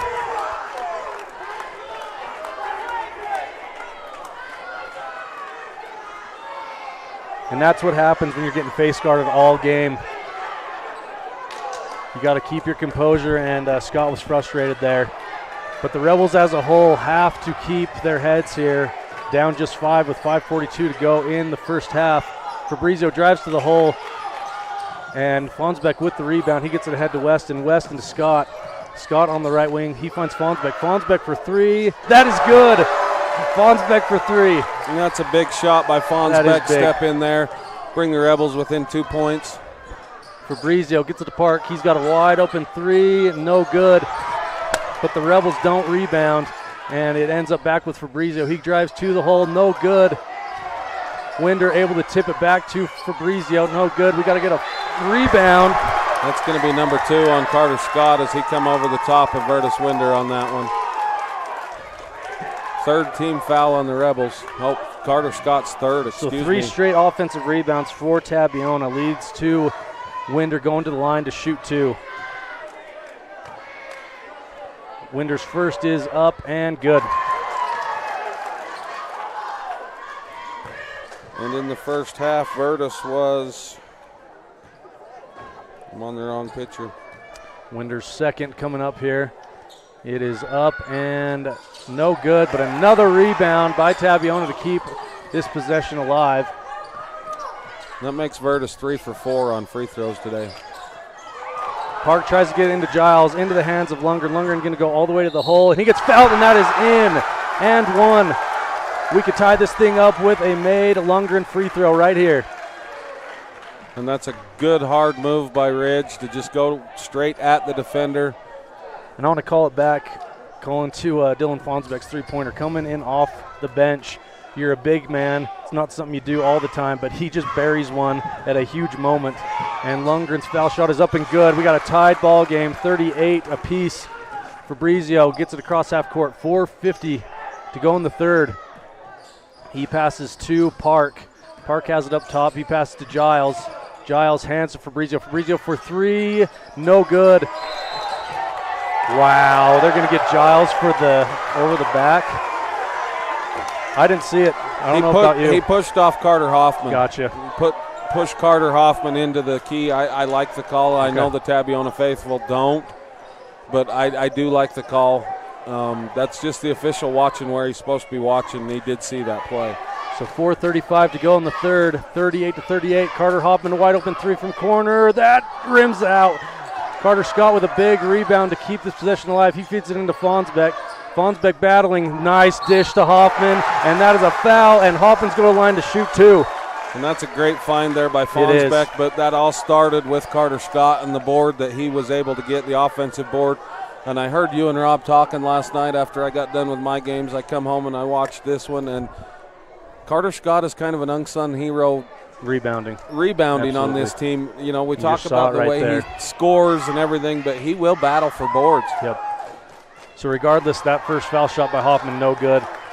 So regardless of how many Scott ends up with tonight, you hope that he knows that he's contributing with the boards and his defense. So Hoffman, second foul shot coming up. That would give Rebels the lead, and it is good. Rebels take the lead for the first time in quite a while. Now up 39-38 with 4:17 to go in the third. Giles has it on the right wing. He's looking for Winder, but he'll kick it over to Giles instead. Fabrizio has it up top. He's going to take Weston to the hole. He gets help from Lundgren. He kicks it back out to Giles. Now Fabrizio has it up top. 15 seconds on the shot clock. He loses his dribble into the hands of Hoffman. Hoffman, he's going to go all the way to the hole, and he finishes. Hoffman with the last 3 points and has given the Rebels now a 3-point lead. Fabrizio now on the right wing. He passes over to Park. He's on the left wing, guarded by Carter Scott. Picks up his dribble and sends it to Fabrizio. Fabrizio to Giles in the left wing. And now Strand Giles back to Fabrizio. You got 14 seconds on the shot clock if you're Tabiona, down to 10. Giles has it. You don't want to give up a three if you're Rich. Giles gets it to Winder. Winder has it with 5 seconds. He's being guarded by Fonsbeck. Fabrizio's going to have to put one up here. And do they get it off in time? I think they do. They do. And that was a great find by Fabrizio, and Winder was able to get it off. I do believe that's the right call by the officials. Yep, he got it off. 41-40. Rebels still with the lead. Lundgren tries to get it to Fonsbeck. Tipped out of bounds by Winder. Again, 41-40. Rebels in the lead with 3:03 to go in the third.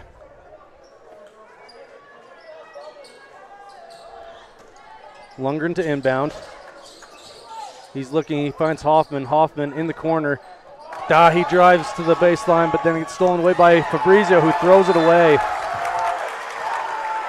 And we talk about Carter Scott not having his normal shooting. Fabrizio also the star of this team, not quite himself tonight. But as I say, I will not believe he is having an off night until the game's over. You cannot count him out. Lundgren crosses half court, dribbles to his right, finds Weston for, I thought he was going to pull it for a three. Weston tries to get to the hole, and that is defended by Winder. Rebounded by Park, going the other way. He hands to Fabrizio. Fabrizio loses his dribble into the hands of Giles, who passes over to Park. Park back to Giles. He will cast from deep, but he holds up, passes to Fabrizio on the right wing. 15 on the shot clock. Fabrizio drives in, and he's going to be fouled by Hoffman. And that will not put them in the bonus quite yet, but both teams now at 4 fouls apiece. I think that's just Carter's second. Yep. So that's a second foul on Carter. So Fabrizio to inbound. He finds Giles. Giles passes to Giles. Giles for three, rims out. Rebounded by Scott. He gets it ahead to Lundgren. Lundgren for three. Boom! And we needed it. 44-40 now. Ridge Lundgren from corner. It all started with the Carter Scott rebound. He found him wide open in the corner. Parks has it up top. He hands it Fabrizio. Fabrizio for three for the answer. No good. Fonsbeck doing a great job coming off the bench. Scott finds Weston. Weston pump fakes and loses his dribble, and they're going to call him getting fouled, so Weston's going to go to the line to shoot two.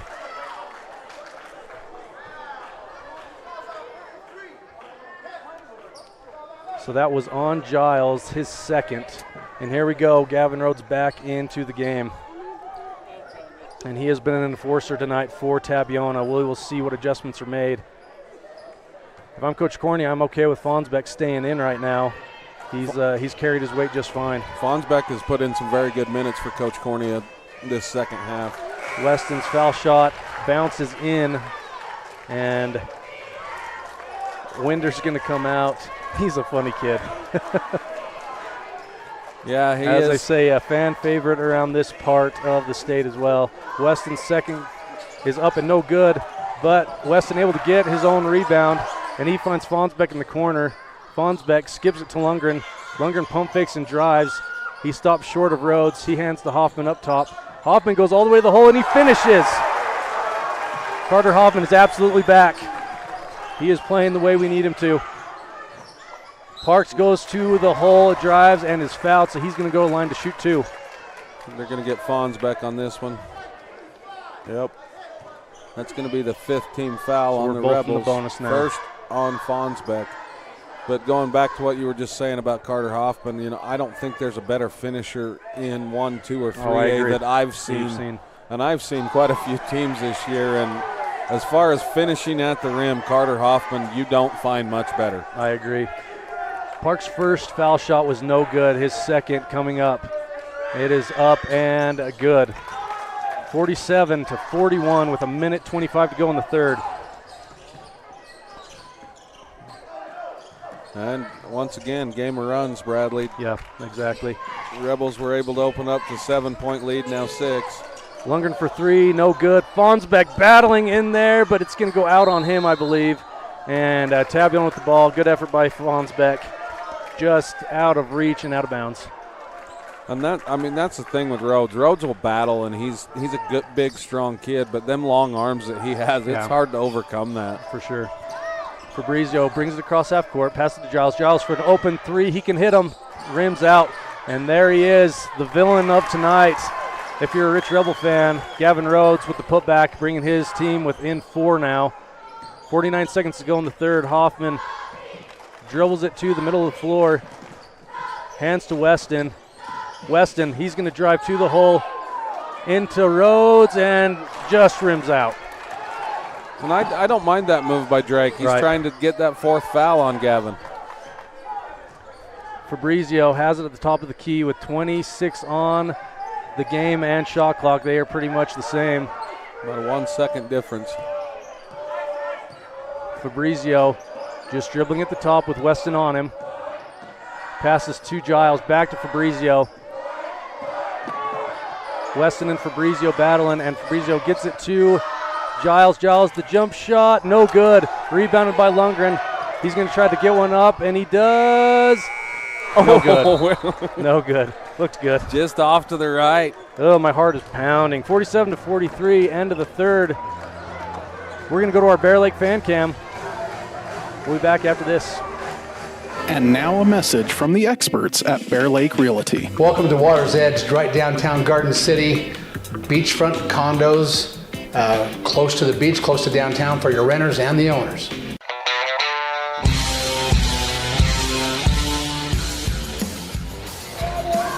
Thank you to Gary McKee and Bear Lake Realty. If you're looking for a place in the Bear Lake area, reach out to Gary McKee and his team at Bear Lake Realty.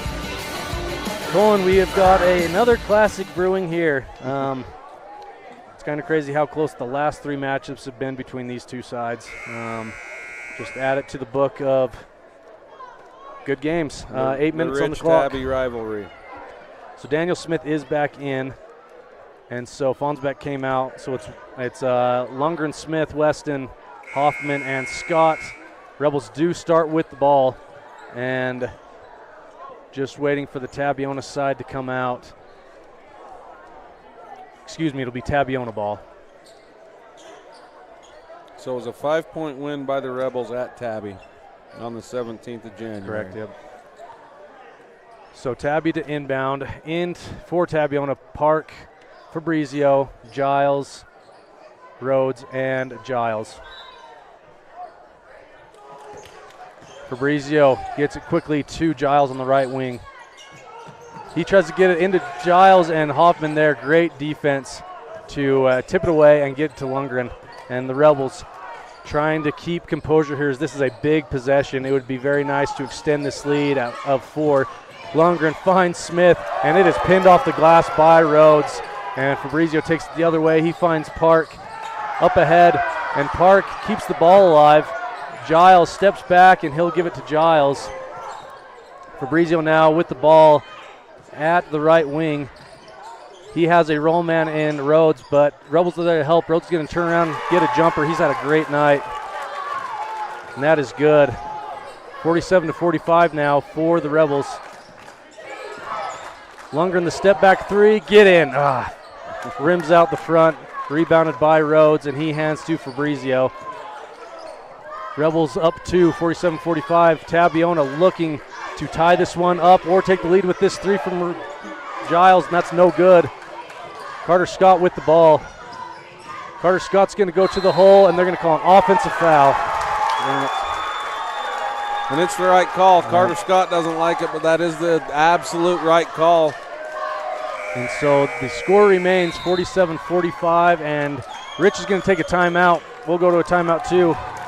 You're watching Rebel Basketball online at mylocalradio.com and listening in at 98.3 KDQ FM. Listening to the music that you love brings you joy. MyLocalRadio.com brings you that music. Whether you like listening to country's biggest stars, classic pop hits, classic rock, and rock hits, or country's young guns and legendary southern rock. MyLocalRadio.com puts your favorite music at your fingertips. Download the app to your mobile device or log onto the website to bring more joy into your life with your favorite music. MyLocalRadio.com.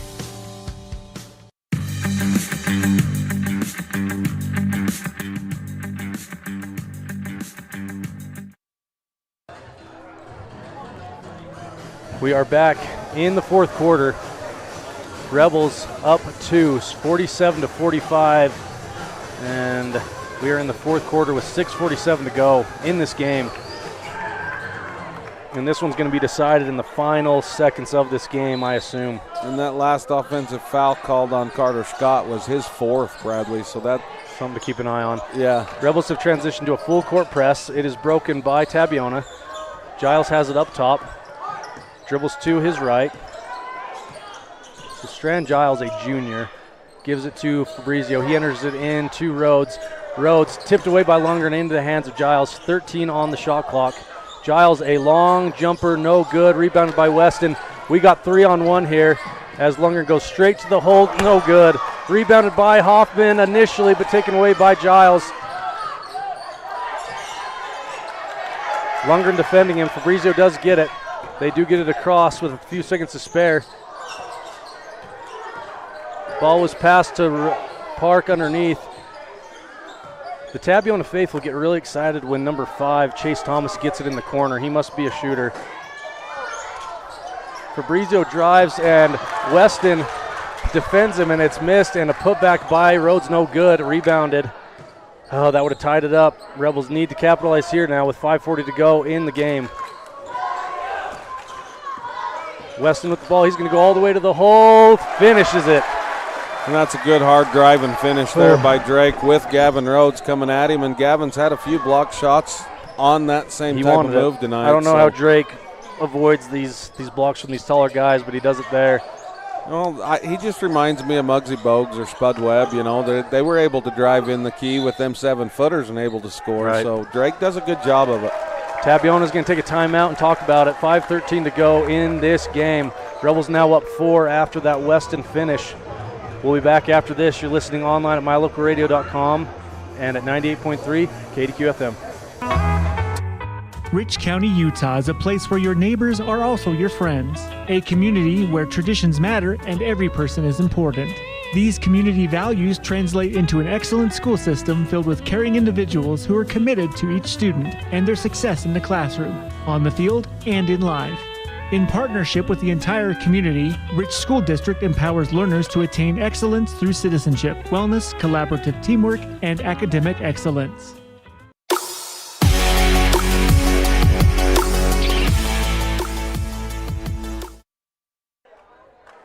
We are here at Rich High School as we have a close one here with 5:13 to go in the fourth quarter. The Rebels up 49-45. Coach Corney takes Coach Giants took a timeout. So Tabiona does have the ball and 18 on the shot clock. What do we got on timeouts? So Tabiona has 2 left, and Coach Corney has only taken 1, so he still has 4 remaining with 5 minutes left in this close ball game, and that could play a big factor. Yes, I'm glad you asked what that count was. So Giles inbounds it to Fabrizio. It's good to know the guys at the table, and you know him a little better than I do. That's right. Fabrizio passes it to Thomas. Thomas back to Fabrizio, and he tries to get it in. He puts it in the hands of Hoffman. Weston and Fabrizio go skyborne, and Weston is fouled, so he's going to go to the line to shoot 2.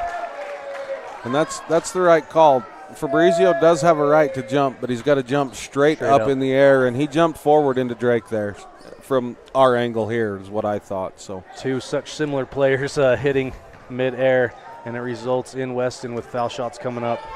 His first is up and good.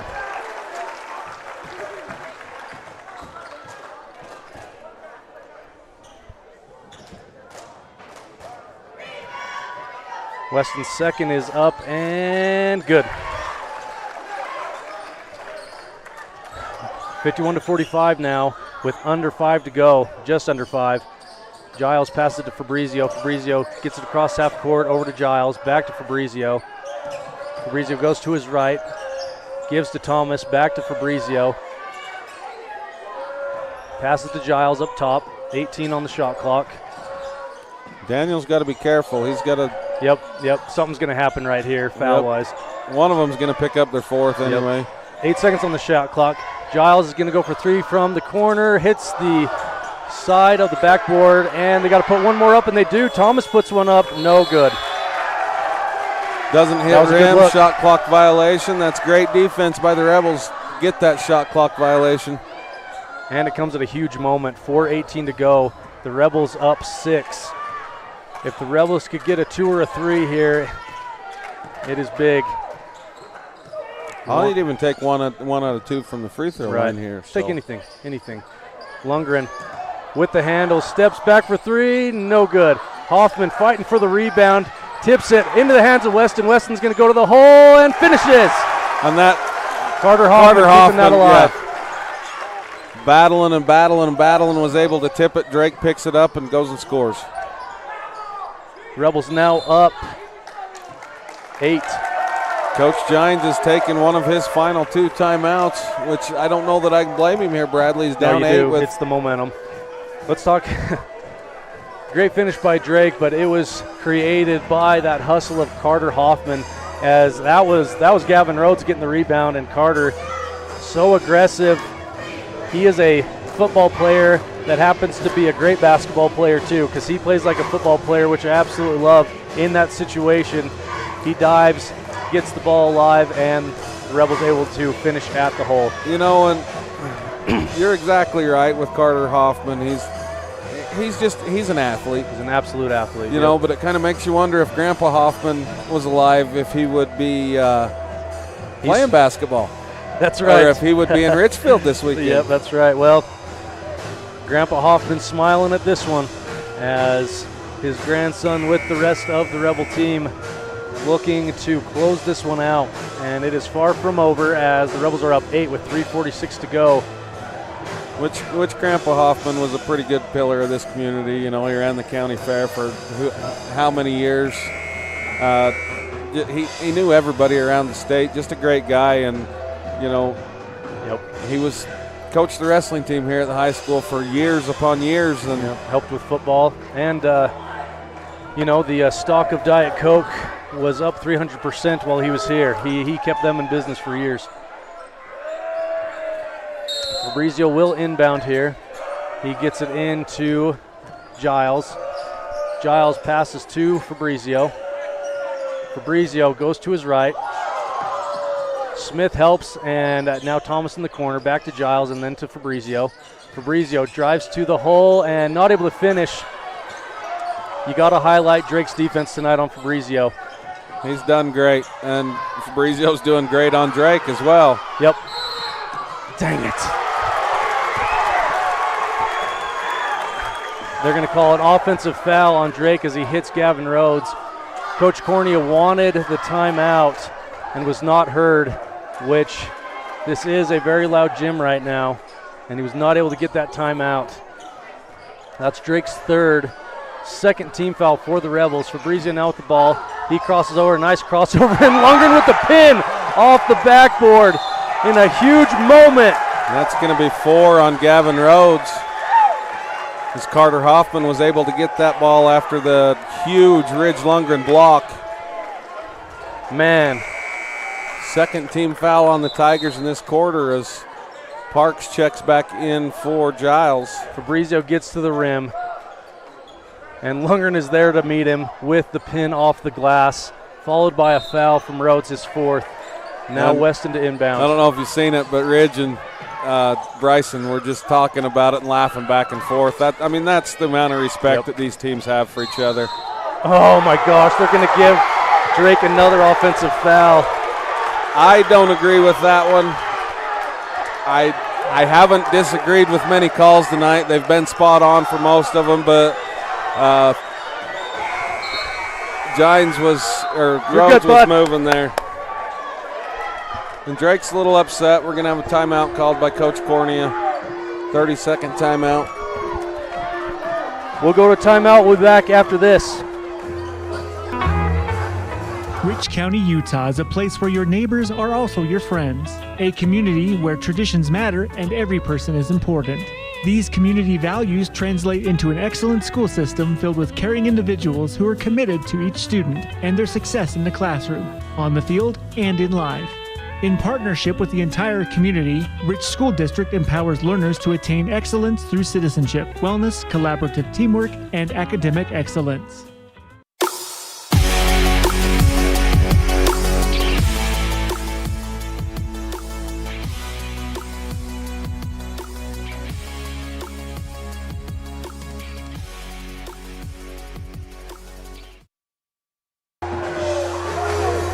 We are back here as after that offensive foul call, the Tigers will have the ball underneath going the other way, and Parks is going to go to inbound into Fabrizio. Third team foul called on the Rebels in this quarter, and whether you like the call or not, you still got to keep your head. You've got an 8-point lead. Right. So what? A call was made. You got to move on, play the game. You still got 3 minutes left in this game. And here we go with Fabrizio. Gets it across half court. That was Drake's fourth, correct? I believe you are correct. Fabrizio has the ball, being double teamed by Holmes and Hoffman. And Winder back in the ball game. Make note of that. Park dribbles to the top of the key. Giants not happy. Whatever was drawn up's not happening yet. Fabrizio drives to the hole and a great dish to Rhodes, and he doesn't get it. Tries to finish. Holmes with a big rebound. He gets it out ahead, and he's going to pull it up. Jet jumps in amongst the trees and gets it. He took that one basically right out of Vertus's hands. That was a great rebound there by Jet. And they're going to get Parks for the hold there on Lundgren as he got a step on him. So third team foul on the Tigers, fourth on Parks. So you got Parks and you got Rhodes with 4. That's 2 of the starters. 2:17 to go. Weston back into the game. You don't see Drake get angry very often. I can assure you that. And the switch was flipped on that offensive foul. Lundgren inbounds it to Carter. Carter over to Lundgren. Lundgren splits defenders. Drake for 3, no good. Smith, a great effort to tip it back out. Hoffman has it. He gets it to Weston. Weston over to Lundgren. 2 minutes to go in the game. Lundgren for three. Yes! Rattles in. The Rebels take an 11-point lead. Fabrizio passes to Thomas on the left wing. Thomas has the ball. He gets it into Winder. Winder has a lane, but he's going to try to hand to Rhodes. Lundgren, step back jumper, and it is no good. Rebounded by Thomas and gets it back out to Park. Park going to drive all the way to the hole. Lundgren defending, no good. Rebounded by Hoffman. Hoffman hands to Scott. We got 1:20 to go. Rebels up 11. Just need to close this one out. Lundgren has it on the left wing. He dribbles out of the trap. Finds Smith, but Rhodes is there. And Tabiona's not going to like that, and that is an intentional foul. Is that an intentional foul? He was going for the ball on the layup. I mean, I know he went down.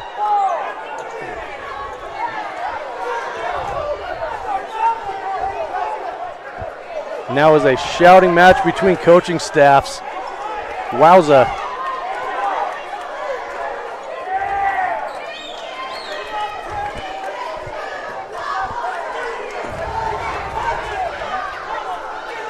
Rhodes' first is up and no good. And Gines is hot. And it's a hard foul. Was it intentional? I understand Gines' frustration. He is their guy, and for him to nearly get injured in a 11-point deficit, I understand what he's saying there. And so on the intentional foul, unlike a technical foul, you get 2 shots plus the ball at the point of interruption. So this ball will be brought in on the baseline. All I'm going to say, Colin, is this is setting up for quite the rematch that we could very well have next week. And Coach Gines puts in his JV to hopefully not get anybody hurt. Giles with the 3, and that is no good, and that's going to stay here. Got under a minute to go.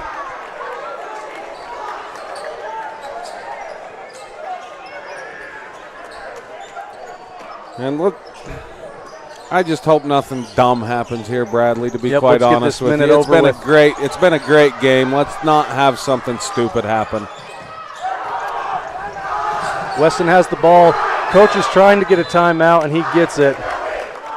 46 seconds to go here. And Coach Corney is going to do the same. He's going to sub in his JV, and that will be it. We'll have 46 more seconds of this game.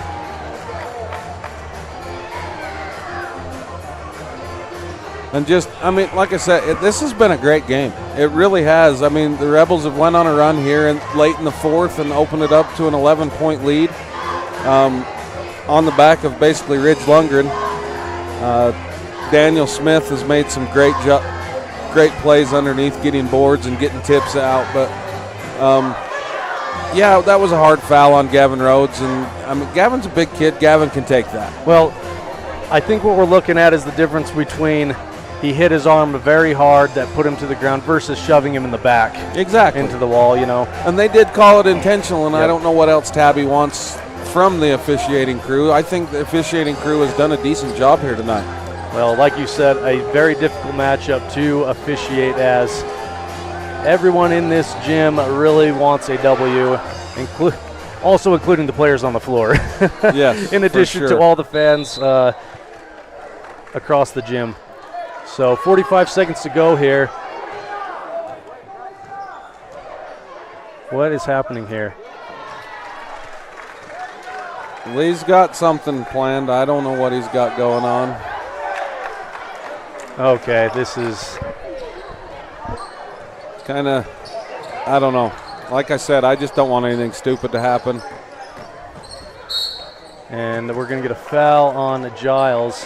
Jet Holmes is going to be called for the foul. That's going to be the 5th team foul on the Rebels. So what message is trying to be sent there by allowing a score to happen?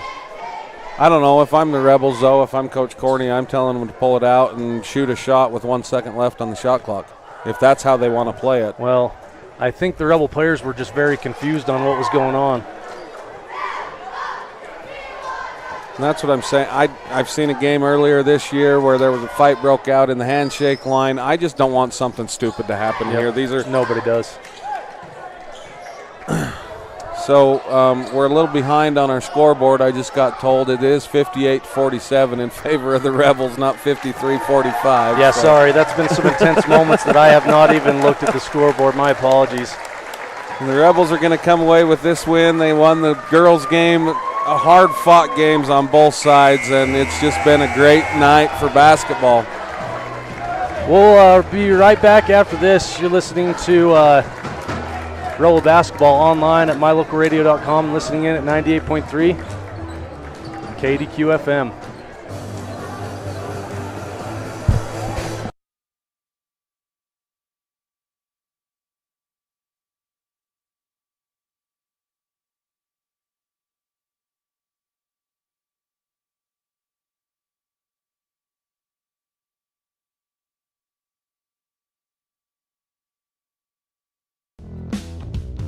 Ready has provided safety and excellence in industrial construction and support services since 1982.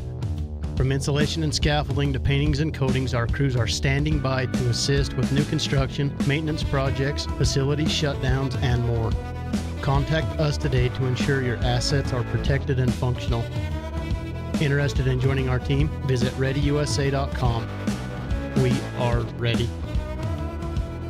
Healthy teeth and gums affect your overall health, including the mental image you have of yourself. That's just one reason that good dental care and hygiene habits should begin at a young age. Healthy teeth mean fewer sick days from school and higher self-esteem. We all want our children to be successful. Teaching them healthy dental habits at a young age with regular cleanings and dental checks is part of the answer. Dr. McKay Frankum serves patients of all ages. Call today and schedule dental appointments for your family. Dr. McKay Frankum, providing precision family dentistry at affordable prices.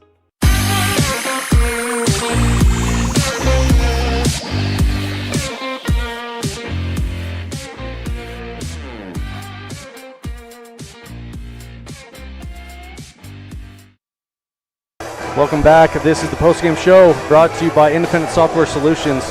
The Rebels with the victory, 58-47, in a very emotionally tied game, as the game ended with Coach Gines sending a message allowing the Rebels just to score and having his boys stay back. Never seen that before. The precision play of the game brought to you by D. McKay Frankum, and we're going to give that to Ridge Lundgren. His pin off the glass, Fabrizio drives to the hole, and this was still when the game was very much up in the air, and a good one. And another one that was close, Bradley, though, was Carter Hoffman down there tipping that ball to Drake Weston on that hard rebound fighting, and Drake was able to go score. So, I mean, just a great game tonight for both sides. And that brings us to our Crawford Trough Player of the Game. What do you have for us, Colin? You know, the way he played defense tonight, the way he started this game, he held Bryson Fabrizio tonight, and you got to go with Drake Weston and the way he played. He come out at senior. He was a leader on this team tonight. He scored points, and on the defensive end, to me, that was the difference in this game, was the way Drake played. And that'll be it for us. Calendar update. Next week, Region Tournament is back. Region 22 Tournament will be at Park City High School. And keep on the lookout on social media for the bracket and the seeding. But the Rebels will go in number one, and I actually have the bracket here somewhere to tell you. So the first game next weekend on Friday for both the boys and the girls will play at 4 o'clock at Park City High School, and the boys will follow at 5:30 at Park City High School in the same gym. There's 2 gyms going, but the boys and the girls will play in the same gym. The girls at 4, boys at 5:30. Keep an eye out for that final bracket, but it will be a region tournament, followed by an off week, followed by state. And thank you for tuning in. You've been listening to Rich Rebel Basketball online at